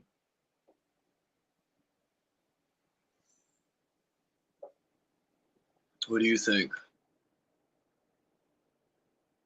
I like books like that.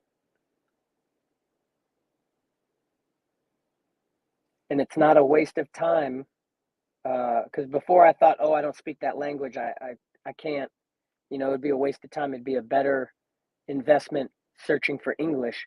But now that we have translators, any of it can be understood. Shit, I used to watch the Spanish channel, channel 18, when I was locked up. I didn't know what they were saying, but I didn't care. I was looking at the pretty women.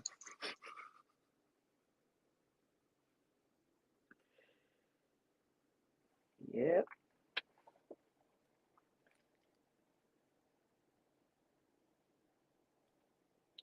And I would learn some Spanish words.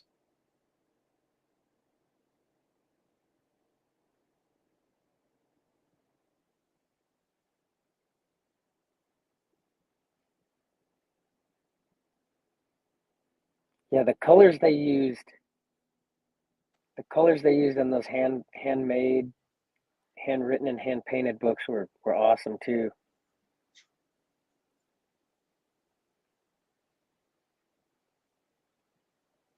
The He's got a quality of the color snake. materials. I have the color picture of this one too, but got a snake in the right hand. Well, it would be, yeah, the right hand. It's whatever that two-faced Gemini head. It's got a snake in the right hand. Three whatever them birds are in the left. And in a cup at that, which could be a grail, the Holy Grail cup. Standing on a dragon with two trees, well, a tree on each side, which is kind of like the pillars.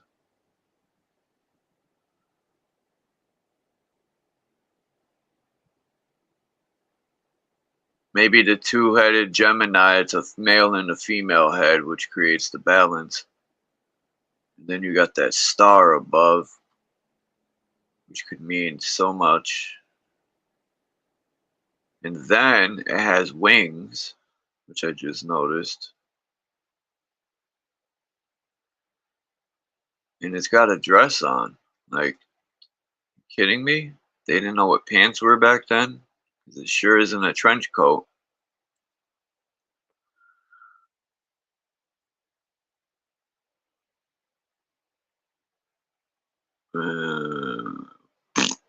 Is that a hairy angel? I can't see. I wish I could zoom in.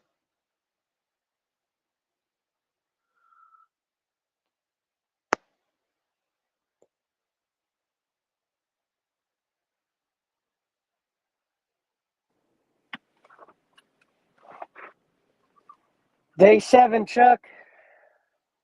Day 7 for me. Of not eating? Yep. Oh yeah, Today's my you last said, day. man. So yesterday I went no food, no liquid. For the first 5 days, I just did liquid. I had like teas and waters. One day I had Cleanse you out. some juice. Yeah, for sure. But today I'm doing a liquid probiotic. First thing, sun up, and then I'm doing some alkaline water for the rest of the day. But one thing that I kind of rediscovered was in my past, I had generations of peoples that were really appreciative to be alive after the war. We had a lot of different cultures come together, a lot of different walks of life, and our parties, were made up of these peoples sharing these energies, sharing this happiness for life, and this love for each other, just that we get to share it with each other. And people would put them on the plate and share it with the group. And I realized a couple of days ago that that's why I don't eat anymore, is because my family has turned into this reflection of the current culture, and food has boiled down to a Pop-Tart. And the culture of eating that Pop-Tart is just buying it from the gas station and then going into your work truck and eating it alone. And there was no point to eating. So I would just overeat because it was delicious, or I wouldn't eat because, I had something else to do. But it kind of relit that fire. And instead of drawing from the past, it kind of gave me a vector point and direction for the future and going forward, that that's what we're meant to do. We're meant to share these higher built things of life, like food, with our loved ones. And it's a process, it's an exercise, and it's kind of just like rediscovering these little gems of life. But one of the reasons why I marked this fast at 7 days is because before I had planned this fast, I had planned tomorrow to have a kind of get together of some buddies that don't really see each other enough. Some from high school, some from college. Some of us played sports together, but we all plan to get together tomorrow and possibly have a little bit of carne asada with some lime sprayed on top. You know what I mean, and some laughs and some good time shared. So I feel like it was a good time to end the fast and actually start eating again, was through intention and through community.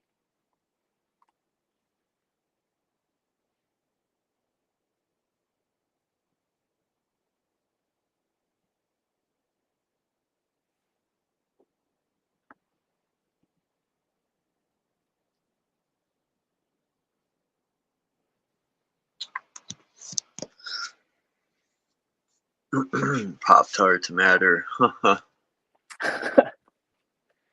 But that sandwich, so you can make a sandwich. You could try as hard as you can, but your mom could slap that shit together and it would taste better than anything. Those fake foods. And we were almost conditioned to accept the fake foods with the love. But now, a lot of that love and people who are capable of loving themselves and others, they've been removed from the equation, and we're just left with the fake and processed foods. And there was a point to all of it, and it was us. It was living. It was living as us. You know, that takes independence and that takes individuals, but it's also about the coming together of those individuals to create a community and a greater individual.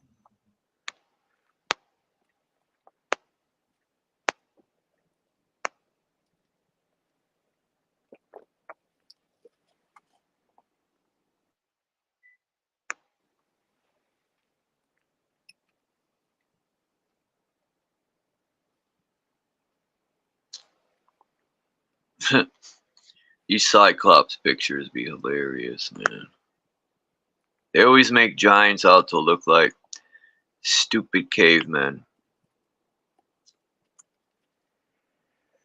Yeah, the elephant skull cyclops is not an idea that I feed a lot of mental energy into.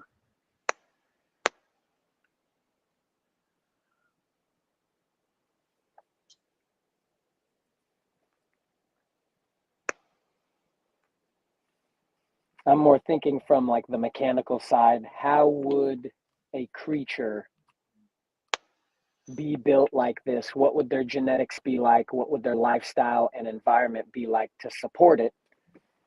It kind of makes sense, but in a different world, you might have to turn the pyramids on. You might have to, develop certain foods that would support that large of an energy draw.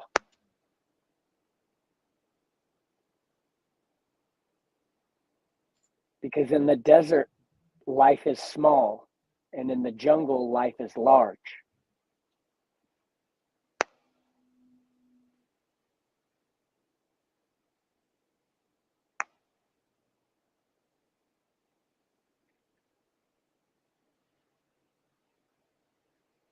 Even like redwood jungles or like sequoia jungles.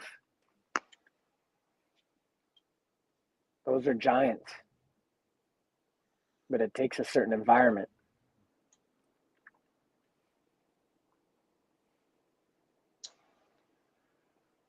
I just found a bunch of pictures of little people coming out of the ground, sneaking up on the giant. And I was talking to Dean about this yesterday. I said, man, if Titans existed, we would live underground like the ants, because we wouldn't want to get stepped on. Now, I'm not saying there were cities of Titans, like they were everywhere, but even if there was 10 of them that lived on this realm, where would be a better place to live? Underground, right? Mm-hmm. So that means, or we lived in the trees, Yep. Titan trees. Either way, we wouldn't want to be walking around all the time, taking a chance to get crushed by these Titans. So it kind of reminds me that we are the elves that be in these movies and stuff. And because we're the little people that definitely probably hit underground. And there's probably cities under there that been there for who knows how long.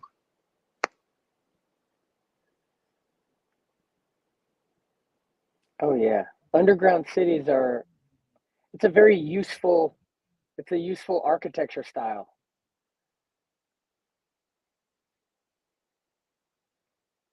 But we utilize underground cities today.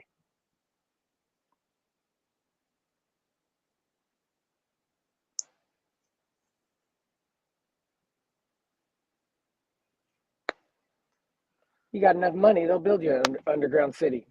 No biggie.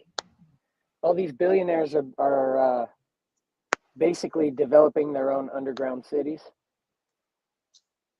They call them bunkers and whatnot, but with the information we have and the indoor farming, and yeah, no, they're basically building a miniature underground city. And if they stayed there long enough, it would be a live-in full-time culture. Like if all the volcanoes blew at once, and there's an ash cloud for 5 to 100 years, there'd be generations of people living underground, and they would be born underground people.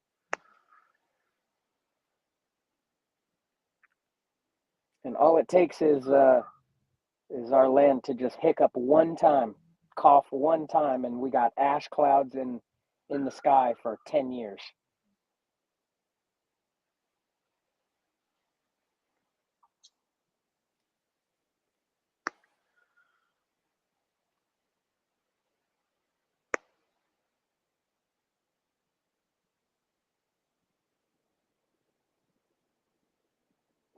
That would suck. Ash clouds.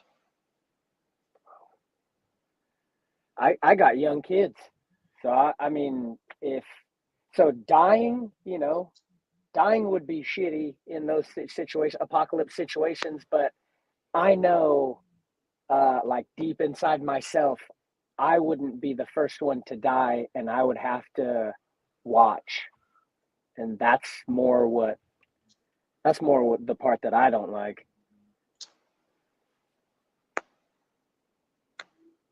My survival plan is I can only carry 2 kids. I got 2 working arms. Yep. Gnarly.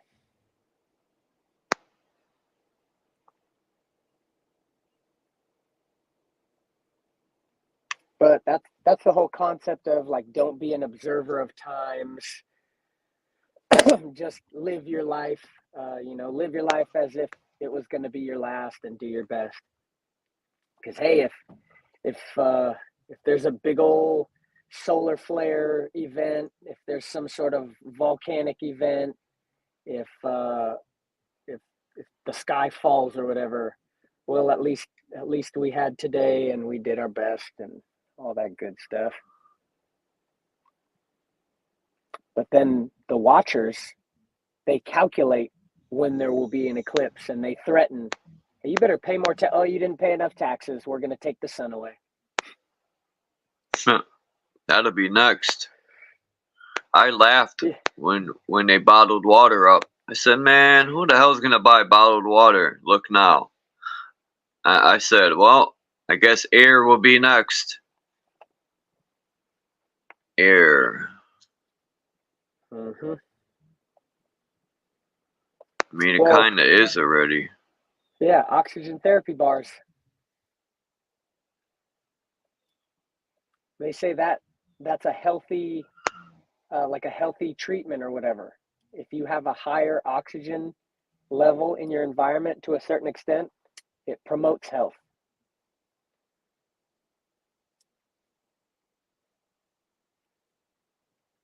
But in my neighborhood, they want to focus on pirating menthol cigarettes because the government made flavored tobacco illegal. So fuck the oxygen. They're trying to breathe a whole different type of air.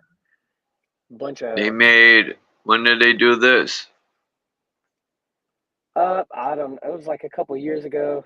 It never bothered me because backwoods are backwoods. But like all the flavored Swishers and like the flavored tobacco products got pulled from the shelf, including menthol cigarettes, and now there's an underground market for them. No wonder they're selling bootleg Newports everywhere. Huh. Yeah. And you could tell the difference. Like, I've bought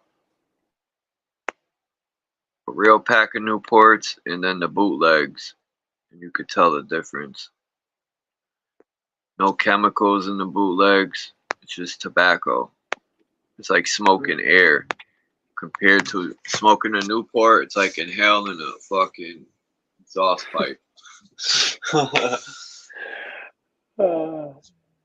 Like you put a mint flavored cough drop in the gas tank and sucked on the exhaust pipe, huh? I'll tell you what, in the rave days or early in the mushroom days, man, it was like breathing some cool, nice air. Or the Camel Crushes. You ever tried the Camel Crushes?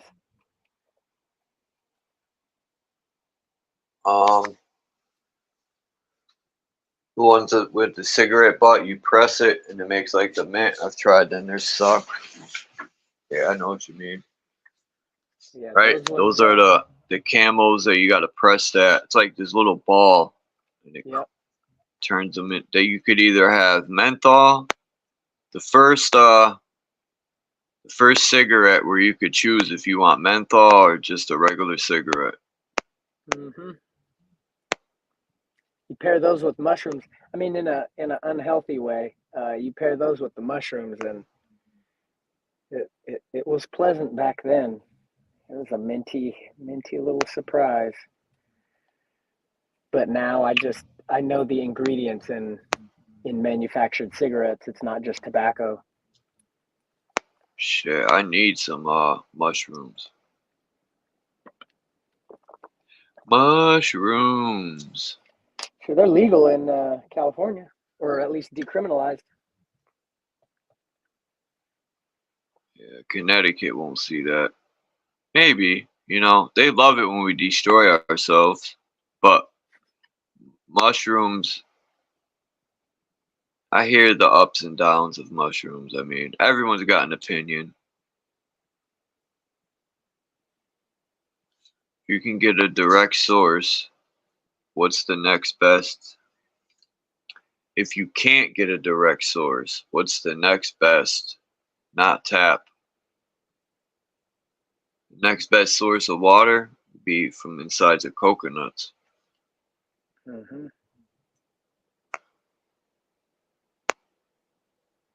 Yeah, I had a lot of coconut water over the week too. I tried to grow a coconut palm, but they're very particular, and it wouldn't stay alive in my climate. But that'd be so cool to have like a 5-6 foot little coconut palm at the house with just loaded with coconuts. You could just pluck one off and have some coconut water.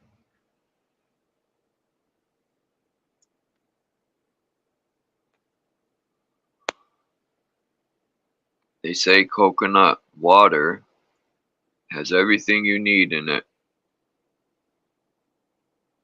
Mm-hmm. I haven't double checked, but I read somewhere that it's sterile enough to be used intravenous. You could use it like a IV. Yeah. I need to get a professional opinion on that, but yeah, I've seen it in a couple places. Peace Floyd, Mesa Melt, Naga.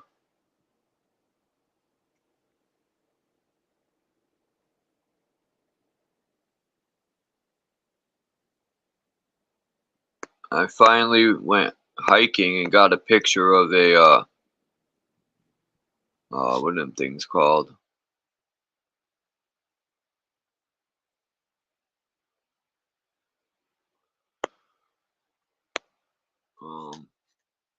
Not Blemmies, but this thing.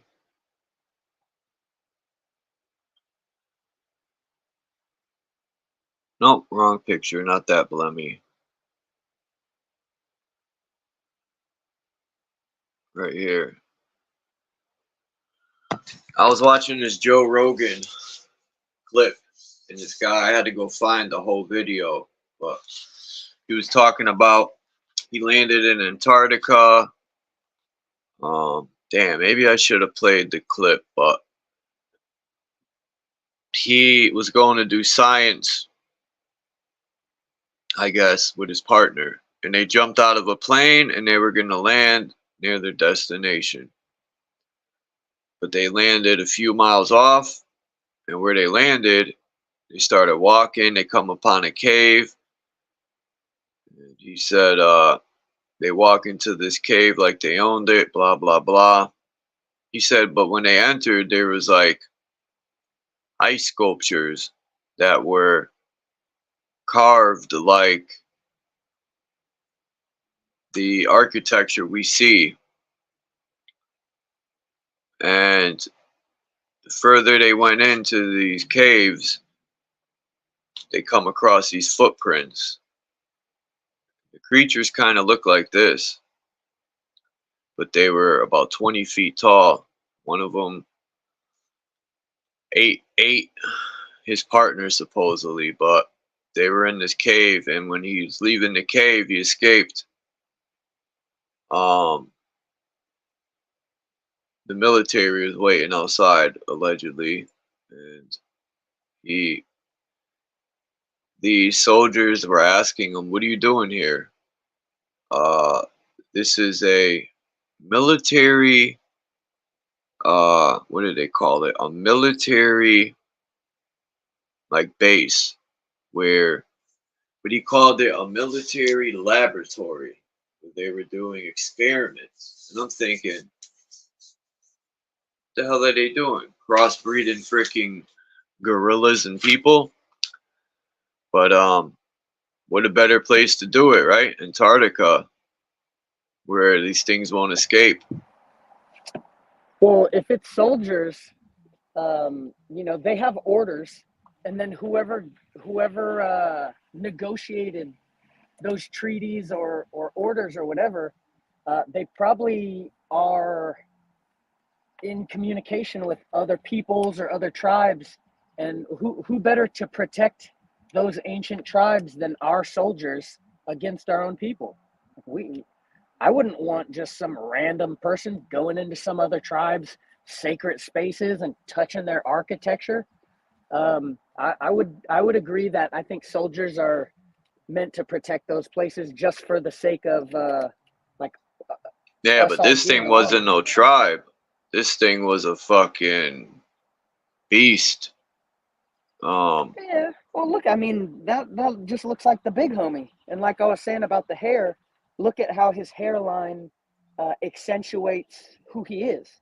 And also, on the beast part, usually gender will have different types of hair around the reproductive organs, which would distribute pheromones. And you can also see certain physiological features that would show, biological fitness. I mean, that looks like a people right there. And then you can assume that they would have a culture, they would have certain types of intelligences. And then us as a people, we could associate with them. But also us as a people, we know a bunch of our peoples are dumb as fuck and would want funk with them just for no reason. So we gotta kind of stay a little bit separate. Maybe they're a little bit more natural. Maybe they could read our minds. So they have this sacred place for themselves, and they don't concern themselves with the messy humans. But yeah, that looks like a snow people. Hmm. The claws, hit or miss, because I mean, only certain animals have claws for certain reasons. And I mean, if you got opposable thumbs, you don't really need claws anymore.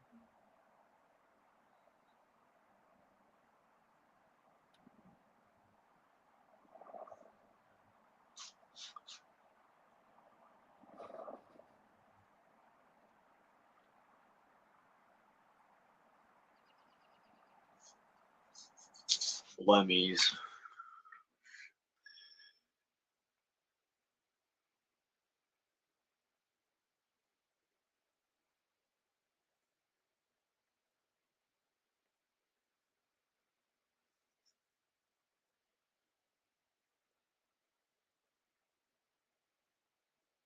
They never make pictures or of Cyclops being an intelligent being. It's always this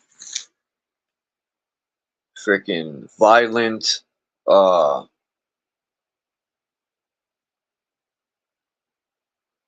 this violent being that eats people and shit. The only Cyclopses I've seen were from inbreeding. Yeah, that's what they say. And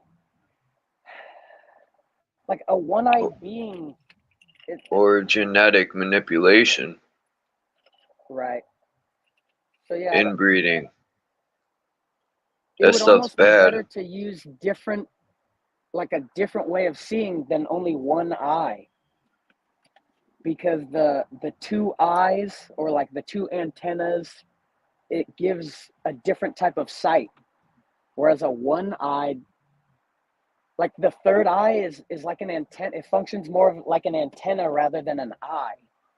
Right. I agree. So that's why I don't really agree with the elephant skull Cyclops theory. And then, you know, if you have like an inbred goat and it has one eye, like I'm not, usually they got their tongue hanging out in the picture and they're like flopping around and they need to be put down. Like, you know what I mean? Like, that's not a Cyclops to me. A Cyclops is almost a fictional character as opposed to a buildable model. Look at I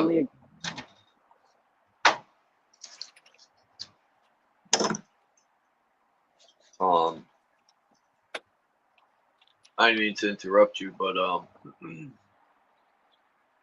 think it's Kentucky.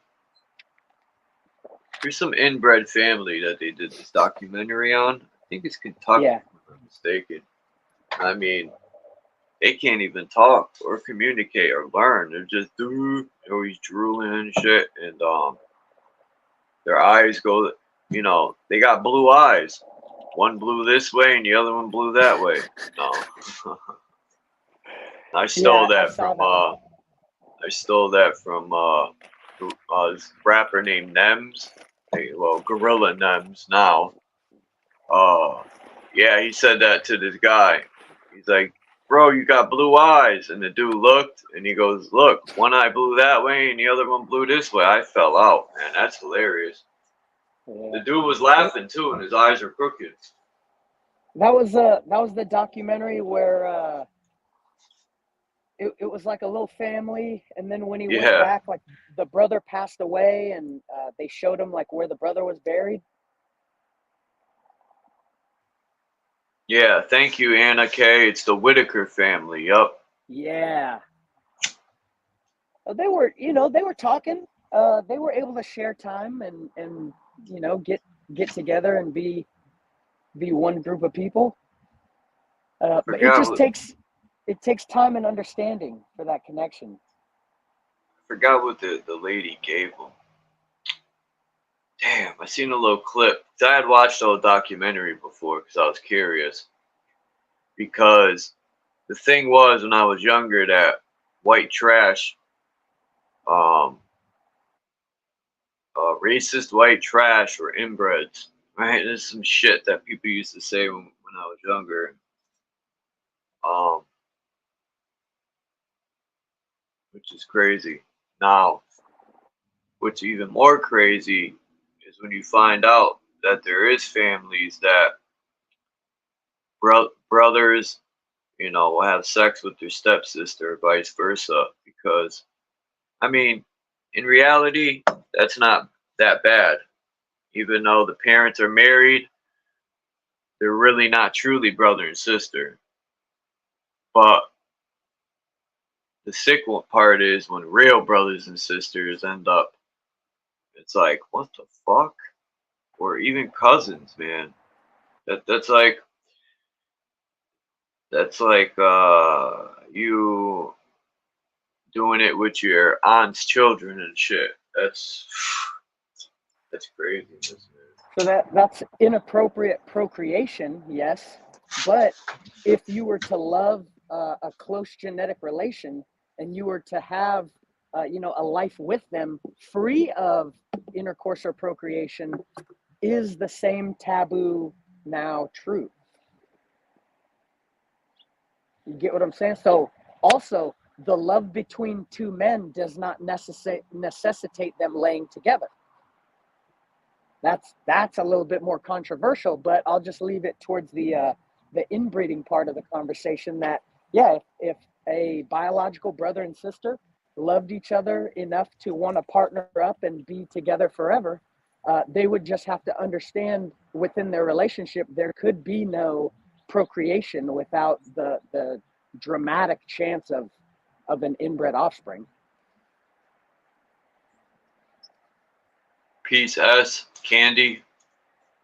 S said royal families are into inbreeding. Oh yeah, look what happens when you apply that satanic practice of pure blood. Purebred. More like pure stupidity. You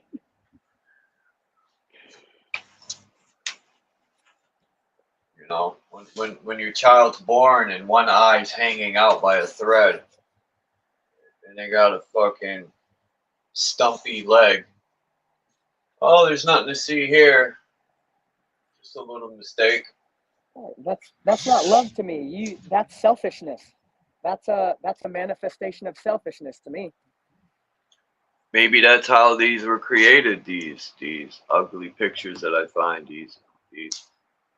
I said they could be genetic manipulation, and the Cyclops and all these pictures of the one-leg person and all that could have been A, inbred, or B, they were not getting the genetics, perfect yet. So I didn't think of the inbred till today. That's also a possibility that these were inbreds. But who knows? Yeah, a lot of that Jesus cult stuff is basically who you're allowed to bang and when is the best time to bang in order to procreate. Yeah, Jesus. Who's seen a new video? I just heard about this yesterday. I don't follow Lil Nas X, or he did a video and he dressed up as a gay Jesus in the video. And people are saying, oh, if he would have did that and mocked a Muslim, or what was the other religion they said? Muslim or some other religion, he would have been, dealt with. But because it's Christianity, no, they mock it because it's all bullshit. The book, these are books. You're not supposed to worship, in my opinion.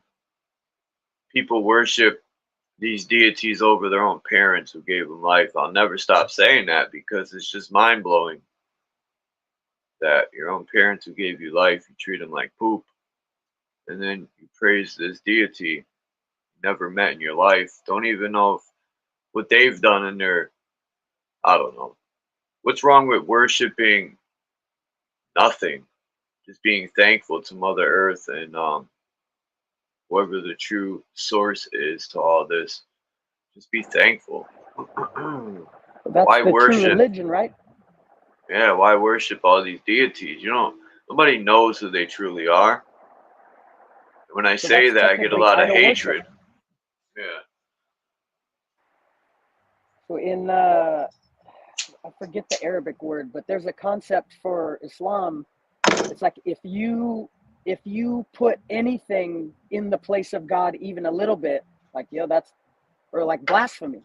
You can't. There is no substitute for that thing, and in reality, there isn't even a good enough word most of the time. You just have to be about it.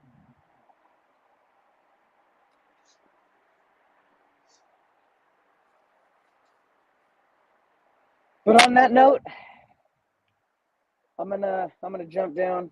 I'm gonna I might end it here myself.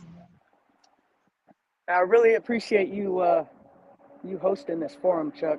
This is a great place for people to get some positivity in their lives and come together. And you're definitely a guiding light out here. Appreciate the positive feedback. Yeah. Sometimes I don't feel that way, but thanks. Yeah, peace. Thanks for coming up, B. And let me look at the chat real quick.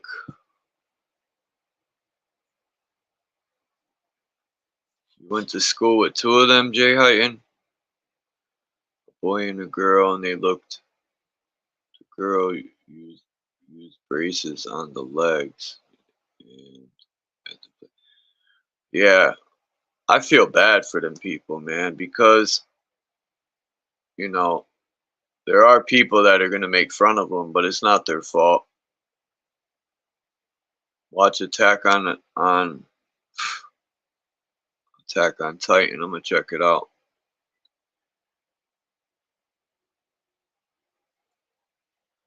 Yeah, it's not those people's fault that they're deformed and stuff. I could only imagine what the bullies did to them. Oh my God, they probably went in.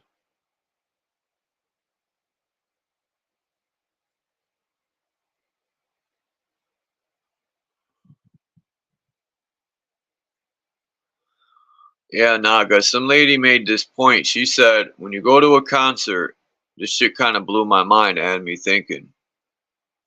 She said, when you go to a concert, you look up at these people, right? You're seated below, and you look up at them like you're idolizing them. You cheer for them, you fall out. But if you go to an orchestra, the orchestra sits below the people. And I was trying to get that point. Like, why does the orchestra sit below the people? But it's very interesting. And not all the time. The orchestra is not always, but I'm gonna look into that.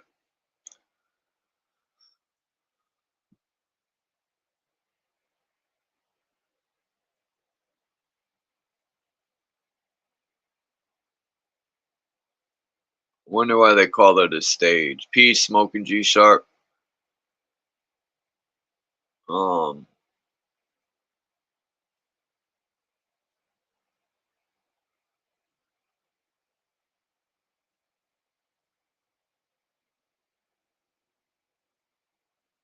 It is crazy though how people put people on pedestals instead of their self. Instead of raising yourself up. And I've done it.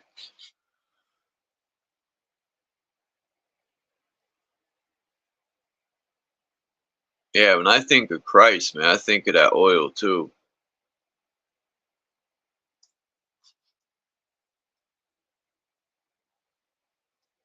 And I've heard a lot of good opinions and theories people say about Jesus. He was the son of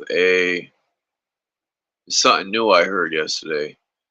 He was the son of a pope, I think.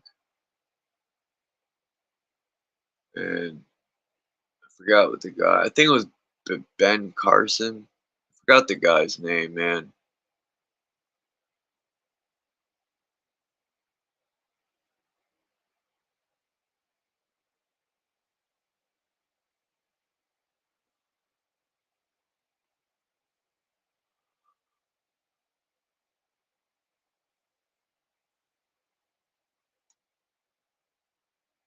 The Buddhist monks. Thanks, Jay Heighton, man. I appreciate it. I used to like watching the monks in the old kung fu movies, or even Iron Fist. I think it was part 2, Iron Fist, where they had the spring water underneath the temple, It was the fountain of youth. Shit. I learned more from Buddhist monks than a lot of other stuff. But back to those deformed children. They must have got tortured in school. For real. Wasn't the mother like the sister, the Whitaker family, the mother was like the sister to that dude or something. Like, how does that work, man? Was that guy not ashamed that he did that with his sister? And they love each other and live together. Like, I don't know. We say that that's wrong. Like, I'm not saying it's right either, but I'm just saying, on the outside looking in, we say it's wrong because that's what we were raised to say. But I've also heard that we're an abomination. Hey, much From love and respect to you, Charles. Peace Naga. What's that comedian? I forgot his name. Just Cat Williams said that Adam and Eve were brother and sister in that story, and they had sex with each other, and that's what cursed everyone. I don't know. Everyone's got an opinion. Well, I just want to say this about that Jesus story because a lot of people keep saying that Jesus was a man. Jesus was a man. Well, there was a man, you know, there was a man named Jesus that was holy enough, you know, to host the Christ consciousness, or the Christ energy, and was anointed to show everybody else the way because everybody has fall, had already fall, fell, from that way. So there was a man named Jesus, that was holy, or Yahweh, right? That was holy enough, to hold, I'm saying to hold, that consciousness. So that the consciousness is itself is not a man, but there was a man that was holy enough to hold that consciousness. So when we're talking about Jesus Christ, yes, it's a man and the that hold or holds the consciousness. So not everybody have that consciousness because not all of us is holy enough. You see, most of us is half or clean and half dirty. So you cannot hold that consciousness, if you're still dirty, if you're still into sin. Nobody can hold that consciousness. Only the Holy One can, can have that consciousness. And this is why that man was put on earth to show us the way to do it. You know, that's what I wanted to say about that.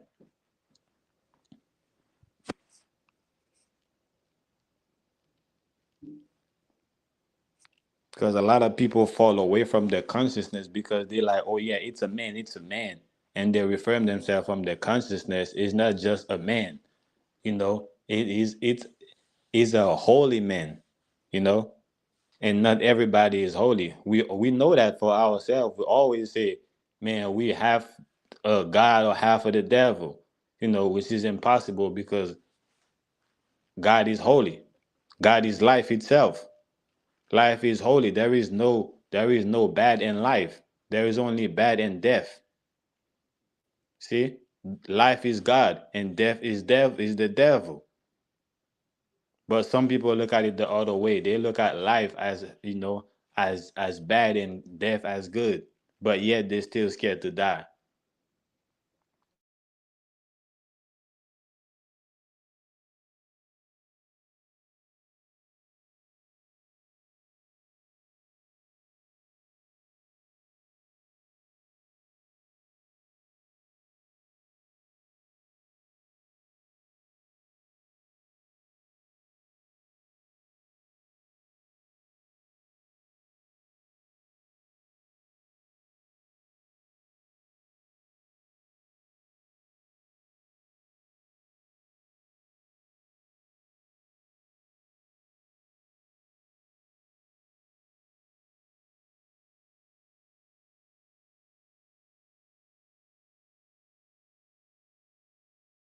Are you still there, bro? I ain't hearing nobody's talking. I don't know if you're still Damn, there. I was talking and I was muted.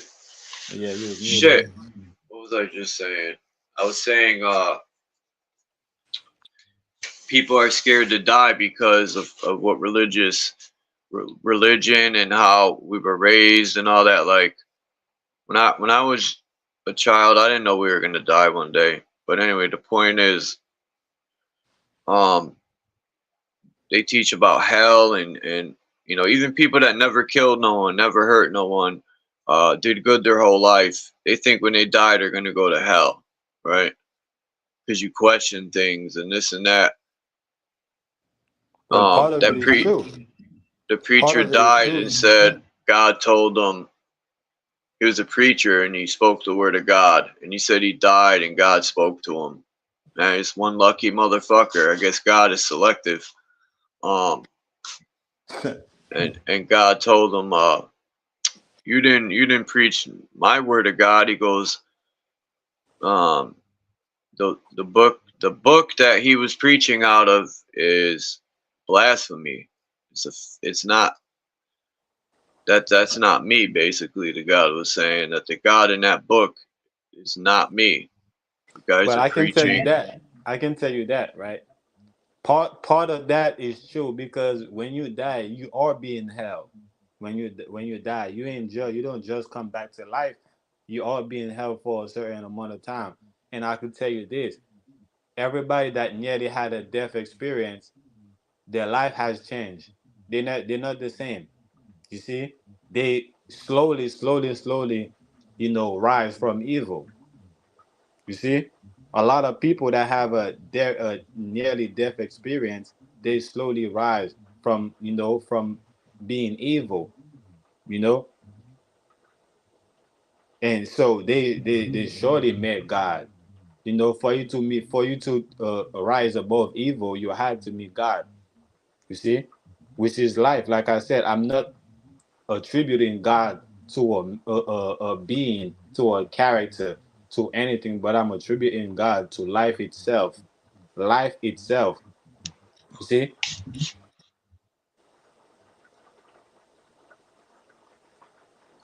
I look at it like this: if I died and I was judged, I'm not gonna sit here and you know beg no one for forgiveness if I can't forgive myself. Um, why do I gotta sit here and repent? I'm not an evil person. I'm not gonna sit here and ask for forgiveness. I forgive myself if anything, and So learn from that's my the own thing. mistakes. That's the thing, Charles. Everybody keep attributing God to a being or a character. They saying, "Oh, I'm not worship or asking anything to anybody else." Whenever you say that, that means you're attributing God to somebody or to some type of being, to some type of deity. That's a fact. Thinking like that statement itself is attributing God to a character, to a being or a deity. But once you attributed God to life, then you understand that you have then you understand that you need to to worship that life in you.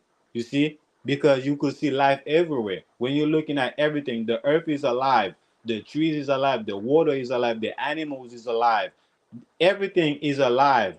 So once you realize that, once your eyes open, then you can worship that life that you have in you, and you can forgive. You see, you could forgive other people. You could forgive everything, or every life that you curse, or you curse before, or every life that you sin against, you can forgive them, and that life in you will forgive you.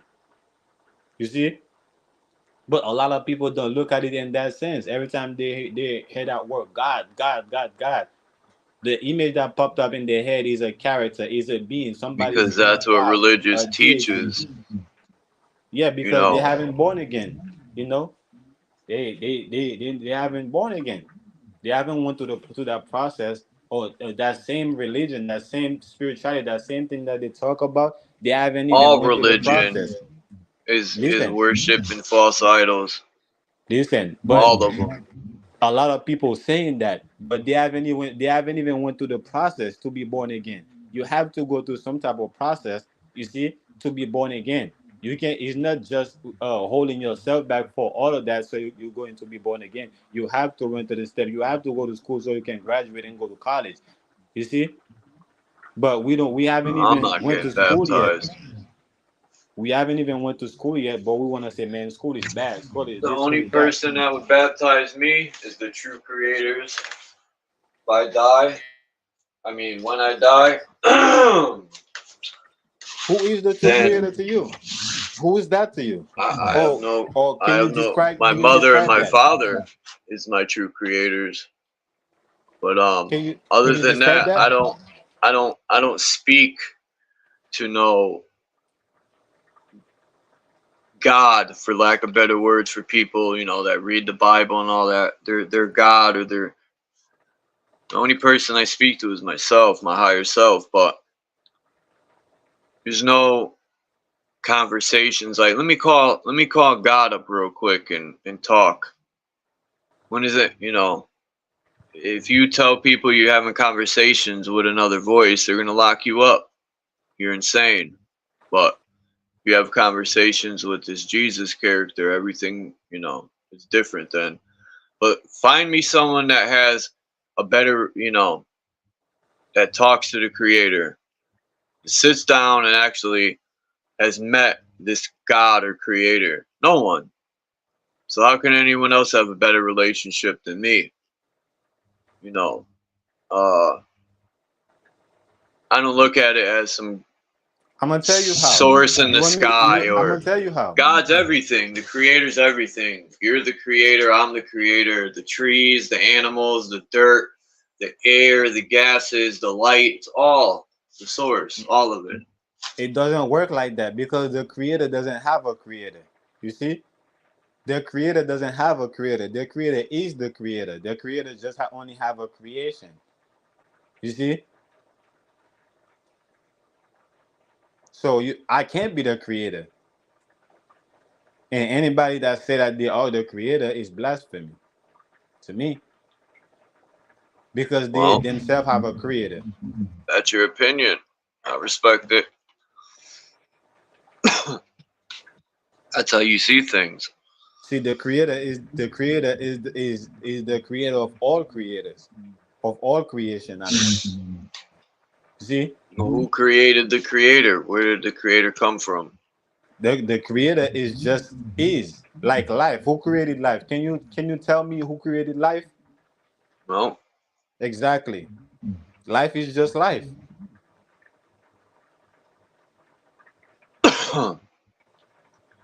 You see the parallel? But a lot of people don't want to see what's in front of them or what's in them, but yet they have some type of imaginary.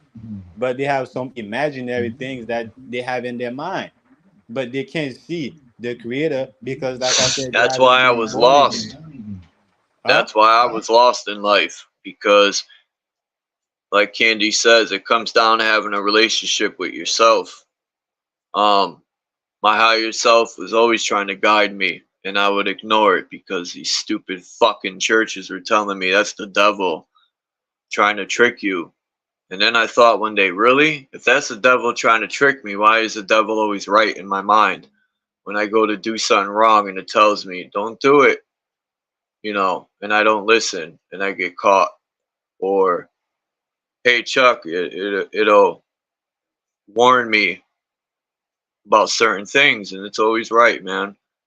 So they want to keep you disconnected.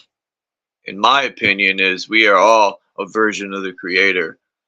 And if I'm wrong, if I die and I'm judged by this God or whatever, then I'll take my punishment for my mistake, as I do in real life. I'll own up to it. But We other than surely that, do. I We don't surely feel do. like that. Our lifetime is a punishment because we can't acquire, or we can't get to where we're supposed to be at because we are in punishment. You know, so we are being punished. It's not like when we die we're going to get the punishment. No, when we die we just go into, you just go into hell behind until you reflect. until you understand the reason why you had a whole lifetime and the reason why you be in hell. You see, and only then you will come back to life again. You see, but that's not the punishment. The punishment is right now. Is through a lot of us is punishing ourselves and we blaming others. We know we being lame. We know which is be lame. We being lame, which is blame. We blaming each other people or other entity or other anything which is giving them power over us I instead of like claiming that that. power, instead of claiming our own inner power that we've been given by life. But since That's a we rejecting life, since we refuse to accept life, and so we being punished. Our whole lifetime is a punishment. that's the first time I heard of that one. We're being lame. The word blame, that's a good one. Oh, I said it multiple times. Maybe this is the first time you catch it. You caught onto it, but I said it multiple times. Yeah, I know, but I didn't look at it. Um, yeah, I wasn't paying full attention, but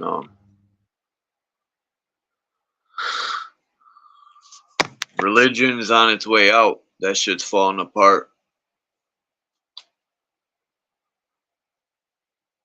The spell is weakening.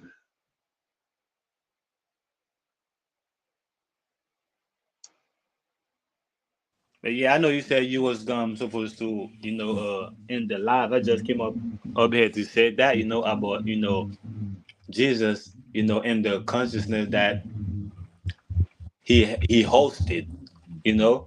So of course all of us can hold that same consciousness, but we just have to be holy enough, to hold that consciousness. It's just like a throne, you know. And the throne is not going to pass down into to anybody. That person have to be holy enough, you see, to to sit on that throne. And most of us, we know we ain't holy enough. We refuse to be holy enough because we're so attached, to our sinful ways.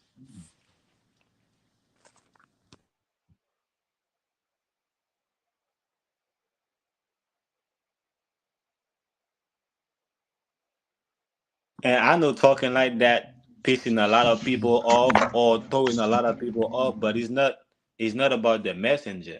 You see, it's about the one who received the message. See, because I used to be that way. I had problem with my own daddy. Man, shit, my dad is a preacher. I was beefing with him for almost like my whole life. I was beefing with my dad since I came into my own understanding. Since I know what was right or what was wrong for me, so called what was right, what was wrong. I was beefing with my dad, which he is a Christian. Now I don't, even though I don't see things the way he see things, but I know what he mean when he said what he said. You see, when he talked the way he talked. Because at the end of the day, it's not about the messenger. You see, it's about the one who receiving the message.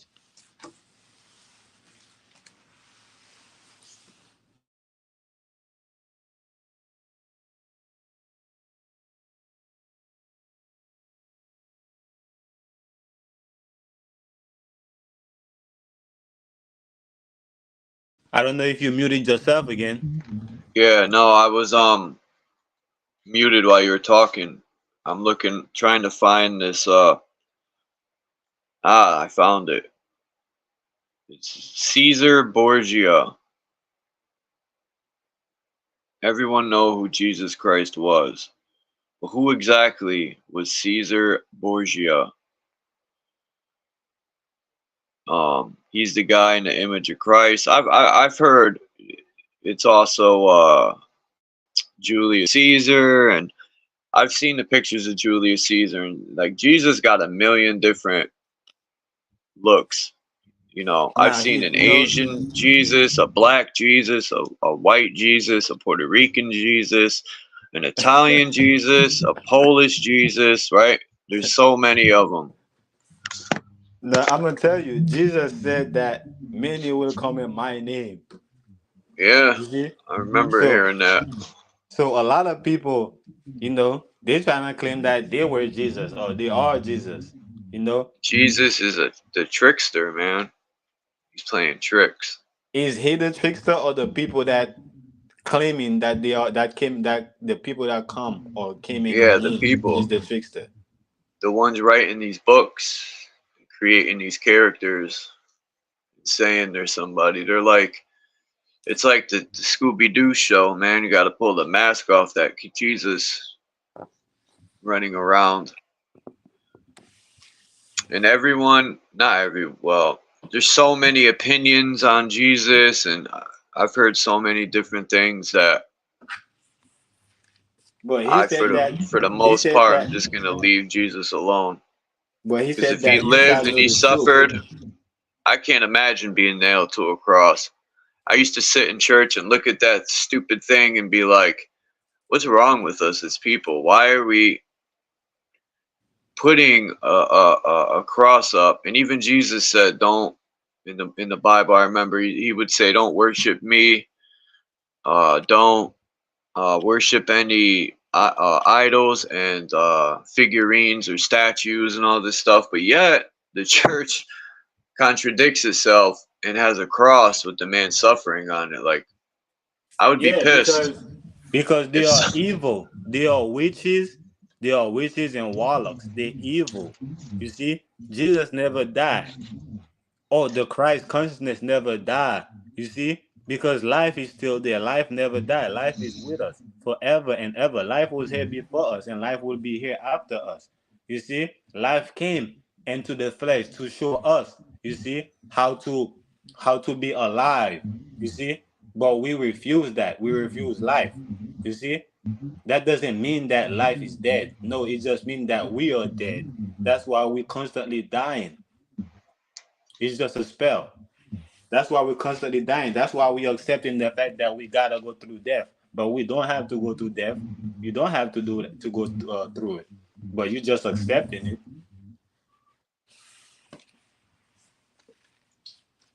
I knew religion was bullshit from a lot of things that go on. You know, it'll be the most evilest man will pick that book up, even the Quran, and they'll, you know, they will try to justify their killing, say it's in God's name, it was right, you know, their killings are okay and justified, but anyone else's is wrong. Killing's wrong, period, in my eyes. Yeah, I a even lot of look at that people towards animals and shit. Like, who are we to interfere? But know it's bullshit, but yet they haven't free from it. You see, they're still enslaved by it because they don't know the truth. But it's not about you the see, book. That's but what a lot of Jesus religious said, people don't get. but Jesus said, "You shall know the truth, and the truth will set you free." So we can say, all everything that we want about the book, about about the devil, about this and that.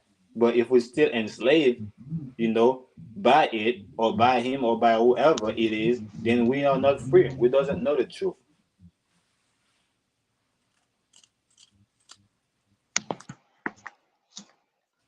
All I ever wanted was to live life, be happy, enjoy this place, travel, uh, and then real life hit you. It's called, I mean, not real life. It's the system. System's life.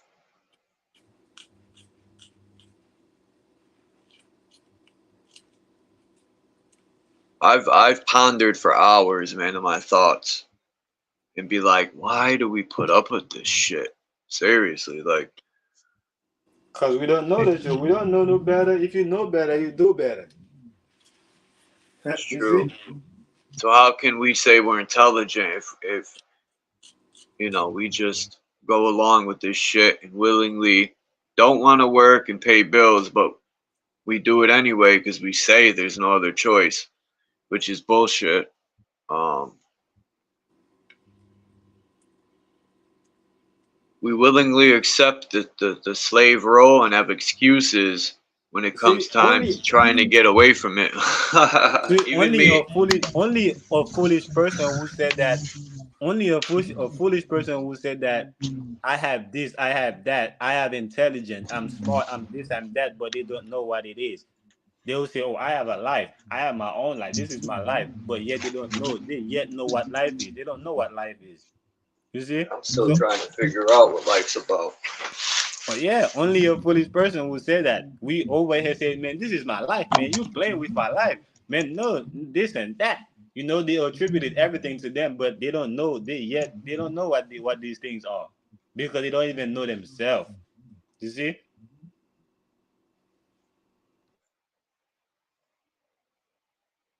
Life is what you make it. Sounds cheesy, but it is. It's kind of like um we got to start. I don't know. We don't have to start working together, but it would be nice to start making a path out of the system. You know that How can stupid it be? movie, How if can you it be? build it, they will come? Huh? How can it be if we only like if we only like or love our own Or life? change the system, right? We don't have to leave it, we could change it. Yeah, Power is we can only numbers. change ourselves. When we Yeah, change I know, ourselves, but we'll realize that everything around us is changed, is different. We will have a different perspective of everything but because of that's what coming together and making a change is. It's part of changing yourself and your surroundings. And you could do but it that's the yourself, only thing though. That's but the only you'll thing. only be running from the system. But that's the only thing No? that's Why don't we necessary, clean Charles. it up? The only thing that's the only thing that's necessary is to change yourself because it's the person that you are that gives you the perspective that you have of the world, of life, of everything. So once you change yourself, you have a different perspective. That's what I'm saying. So all you need to change is yourself. We don't have to worry about the world. We don't have to worry about this, to worry about that. We just need to worry about ourselves, change our perspective. I mean, change ourselves. That means we have to face the demon that we are. We have to face that devil that we are. You see, and forgive the devil for controlling us because we're only evil because we let the devil control us. So we have to forgive the devil for controlling us, and then God or life will forgive us for being lost. That's fucked up. But it's just like life. A lot of people say, "Man, life is fucked up. Life is this. Life is that." You see, a lot of people say the same thing about life, right or wrong. No, I'm just saying the situation's fucked up. You know, I know we're supposed to forgive people, but says who? And why that's the same reason why we haven't been forgiven. I can't forgive the people that poison shit and kill people and make them sick and all that until if I see a change in them, I might think about it. Like, stop doing that to the food and the products and making children and innocent people sick. I might think about forgiving, but until then, I have a lot of hatred packed away. It's locked in the vault, waiting for me to unlock it when the time is right towards them people. think of, People don't think about it because it hasn't happened to them, or they just don't have the information to know what's going on. Like that baby powder company, you know, how many children have used this? I'm not going to say the name of it, but you should know off the bat. Baby powder is only one major company. You know, how many babies have probably gotten sick, tumors, and all that shit, and yet they do it to this day. And all the food, people suffering. Um,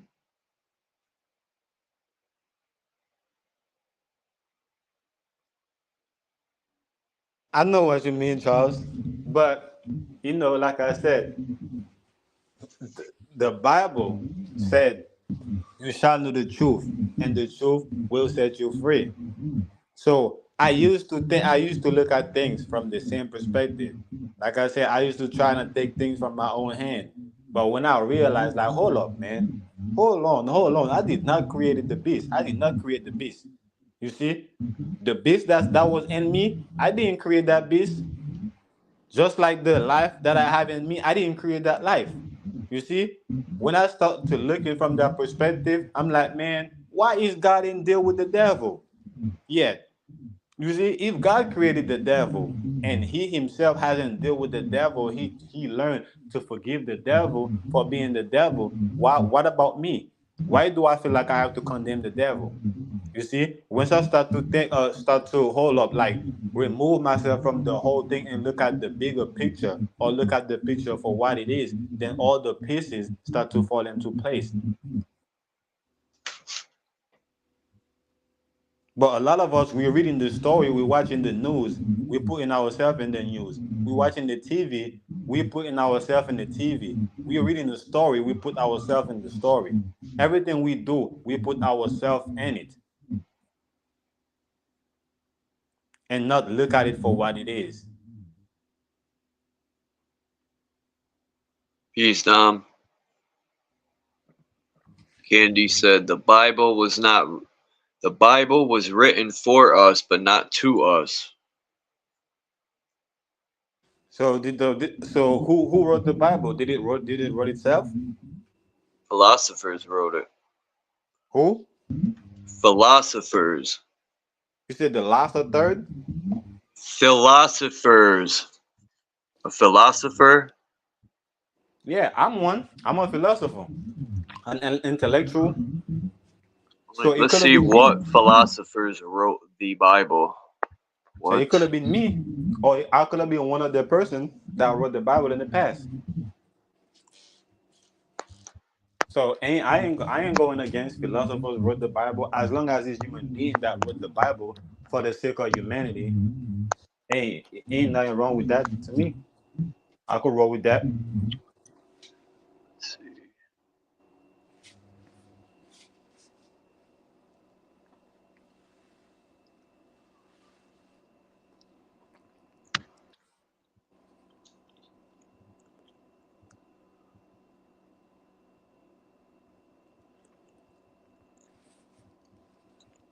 I think the chat saying that I'm echoing to I have an echo from you coming from you, and I could see that too because every time I talk, I could see that your avatar is acting like you're talking also.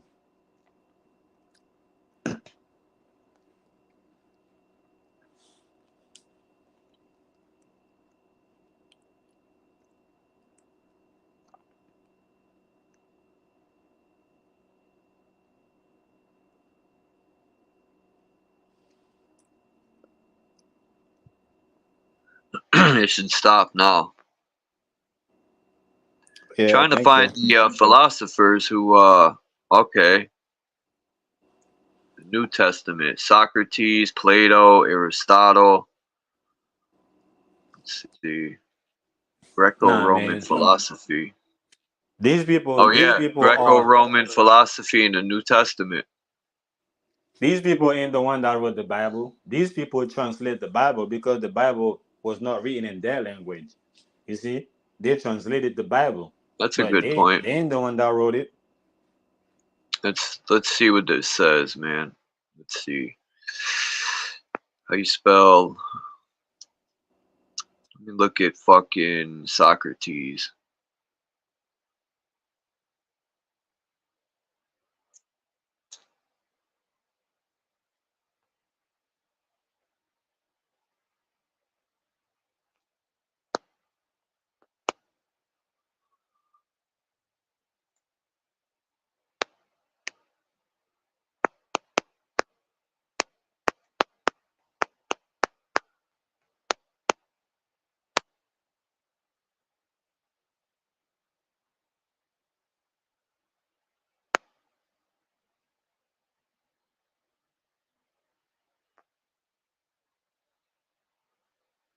It's always a white dude, man.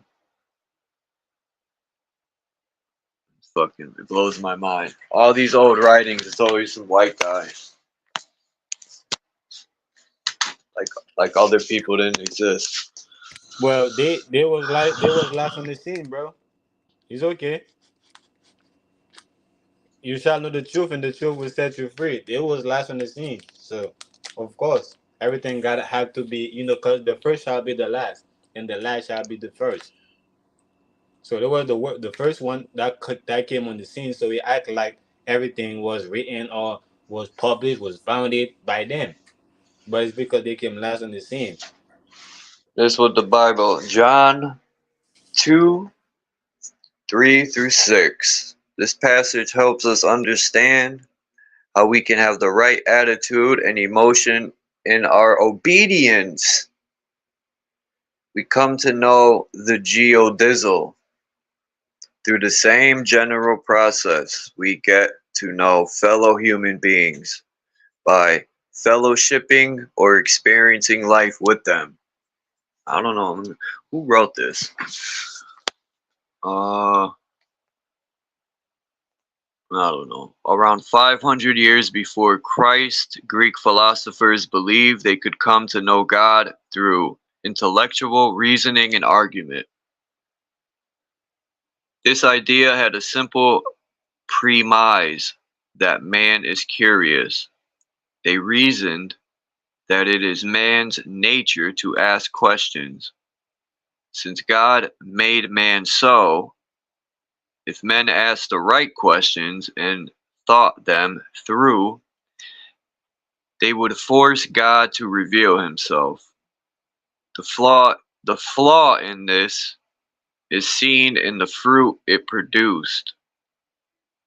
Though it supplied a number of right answers, it could not make men more moral beings. Such a process could not change man's nature. To them, religion became something akin to higher mathematics. It was intense mental activity yielding intellectual satisfaction, but no moral action. Plato and Socrates, for example, saw nothing wrong with homosexuality. The gods of Greek mythology also reflect this immorality, as they had the same weakness as human beings. A few hundred years later, the Greeks pursued becoming one with God through mystery religion. Religions. One of their distinctive features was the Passion Play, which always had the same general theme. A God lived, suffered terribly, died a cruel, unjust death, and then rose to life again. That sounds like reincarnation and fucking torture. Before being allowed to see the play, and initiate endured a long course of instruction and ascetic discipline. As he progressed in the religion, he was gradually worked into a state of intense exception. Then, at the right time, his instructors took him to the Passion Play. That sounds bugged out. Where they orchestrated the environment to heighten the emotional experience. Cunning lighting, sensuous music, fragrant incense, and uplifting liturgy. It's all like some sort of like when they use music, we know that fucks with the molecular structure. It could hypnotize you. They use incense, which is used when people are doing a ritual. And what was the other one? The lighting. It says as the story developed, the initiate became so emotionally involved that he identified himself as a rooster.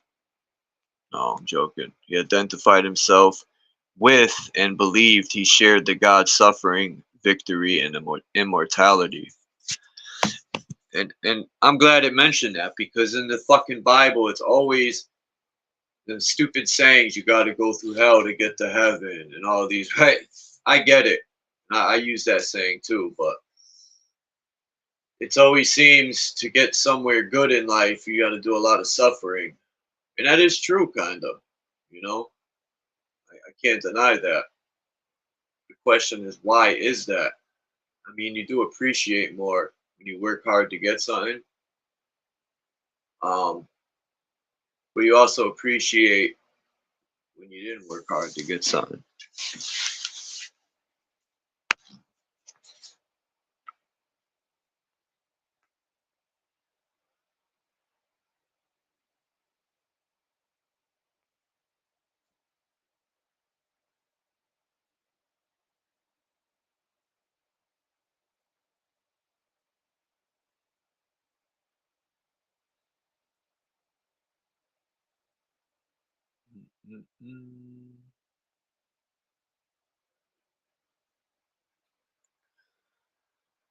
Galatians 3:19.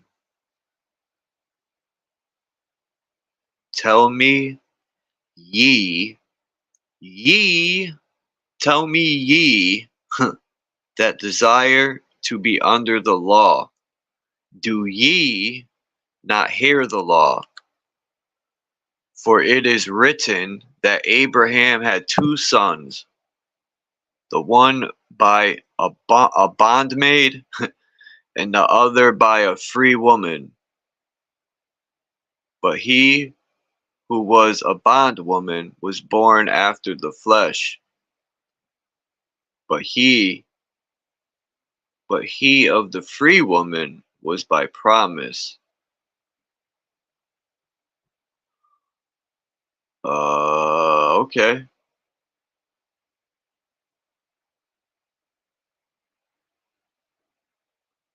She was born after the flesh. So that means from the womb. But the free woman was born by promise?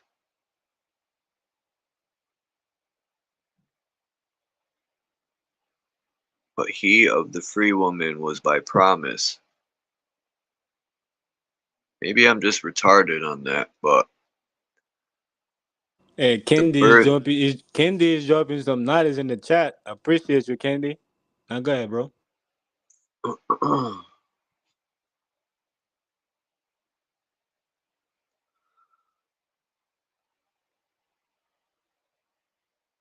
Yeah, that's the same story they say as Santa Claus going up and down the chimney. It's the same as Christ going up and down the spine.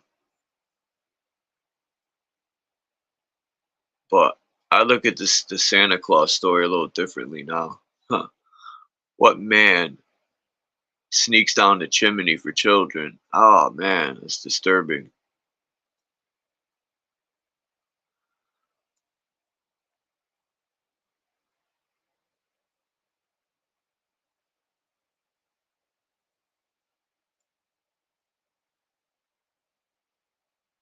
When it says the old covenant was added because of the sins of people, it was added not to provide a means of justification, but to demonstrate to Israel what was right and wrong, because their moral compass had been badly damaged through their experiences in Egypt.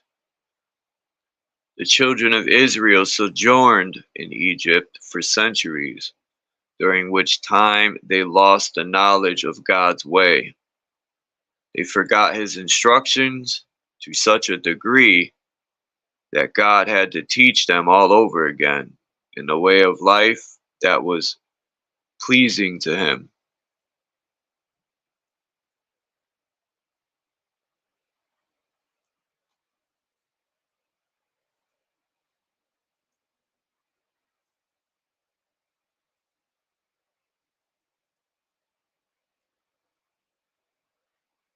What?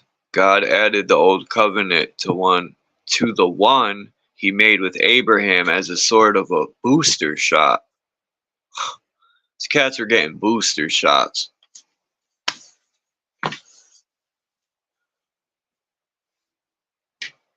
They didn't have full faith in Jesus, man. They went and got a booster shot.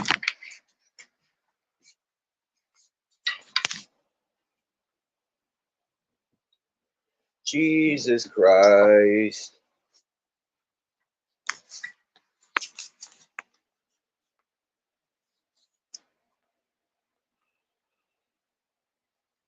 It said the Lord came from Sinai and dawned on them from Seir, Mount Paran.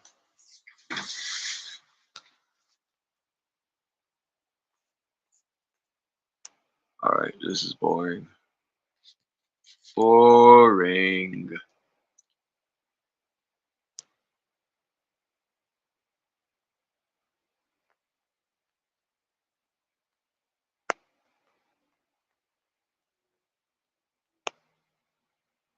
Huh.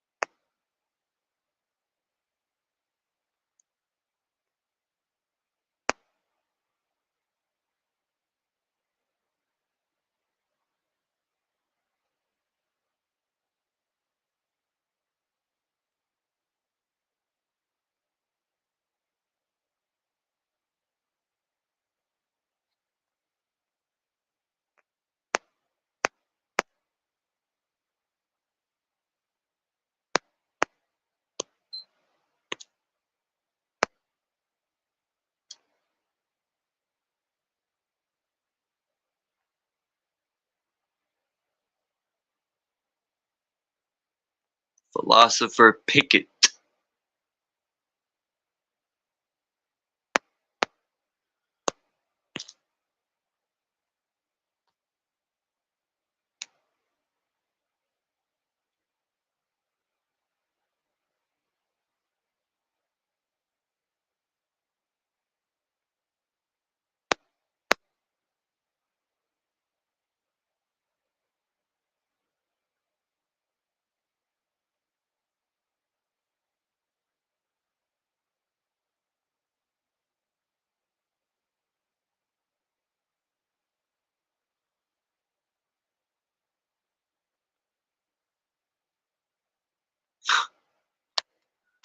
Alright, I guess I'm gonna end it here.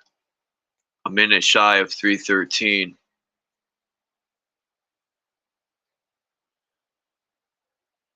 Thanks for coming up, Naga, man. I appreciate it. And peace to everyone in the chat. Hope you have a good day.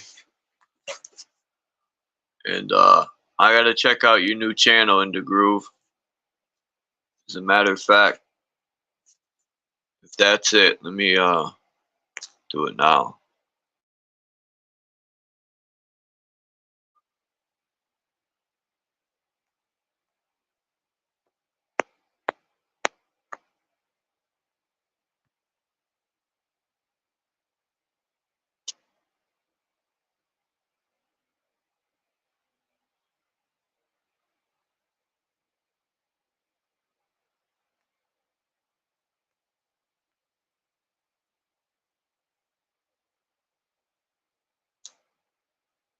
Peace, Olsen Yummy.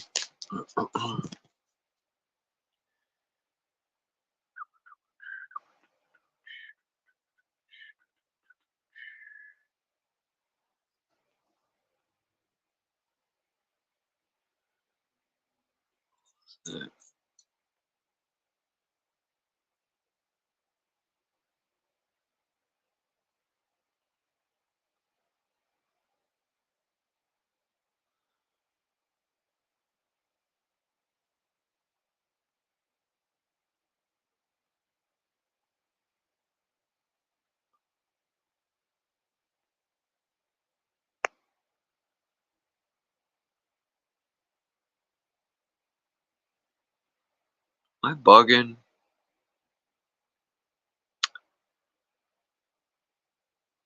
Could have sworn Jay Heighton said something, but I don't see him.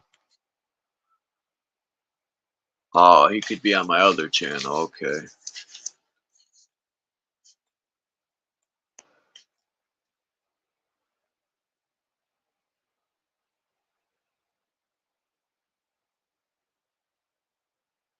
Me.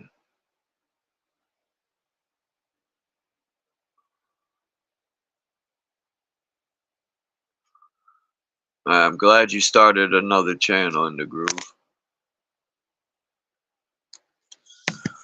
That's what I'm about to do right now. I'm about to eat something, a little something, and then I'm going to force myself to lay down this verse so then I can send it to Sir Drop. It's just about time I put out a new track. That's what I'm about to do. So peace to everyone. Have a great day. And I'll check y'all next time.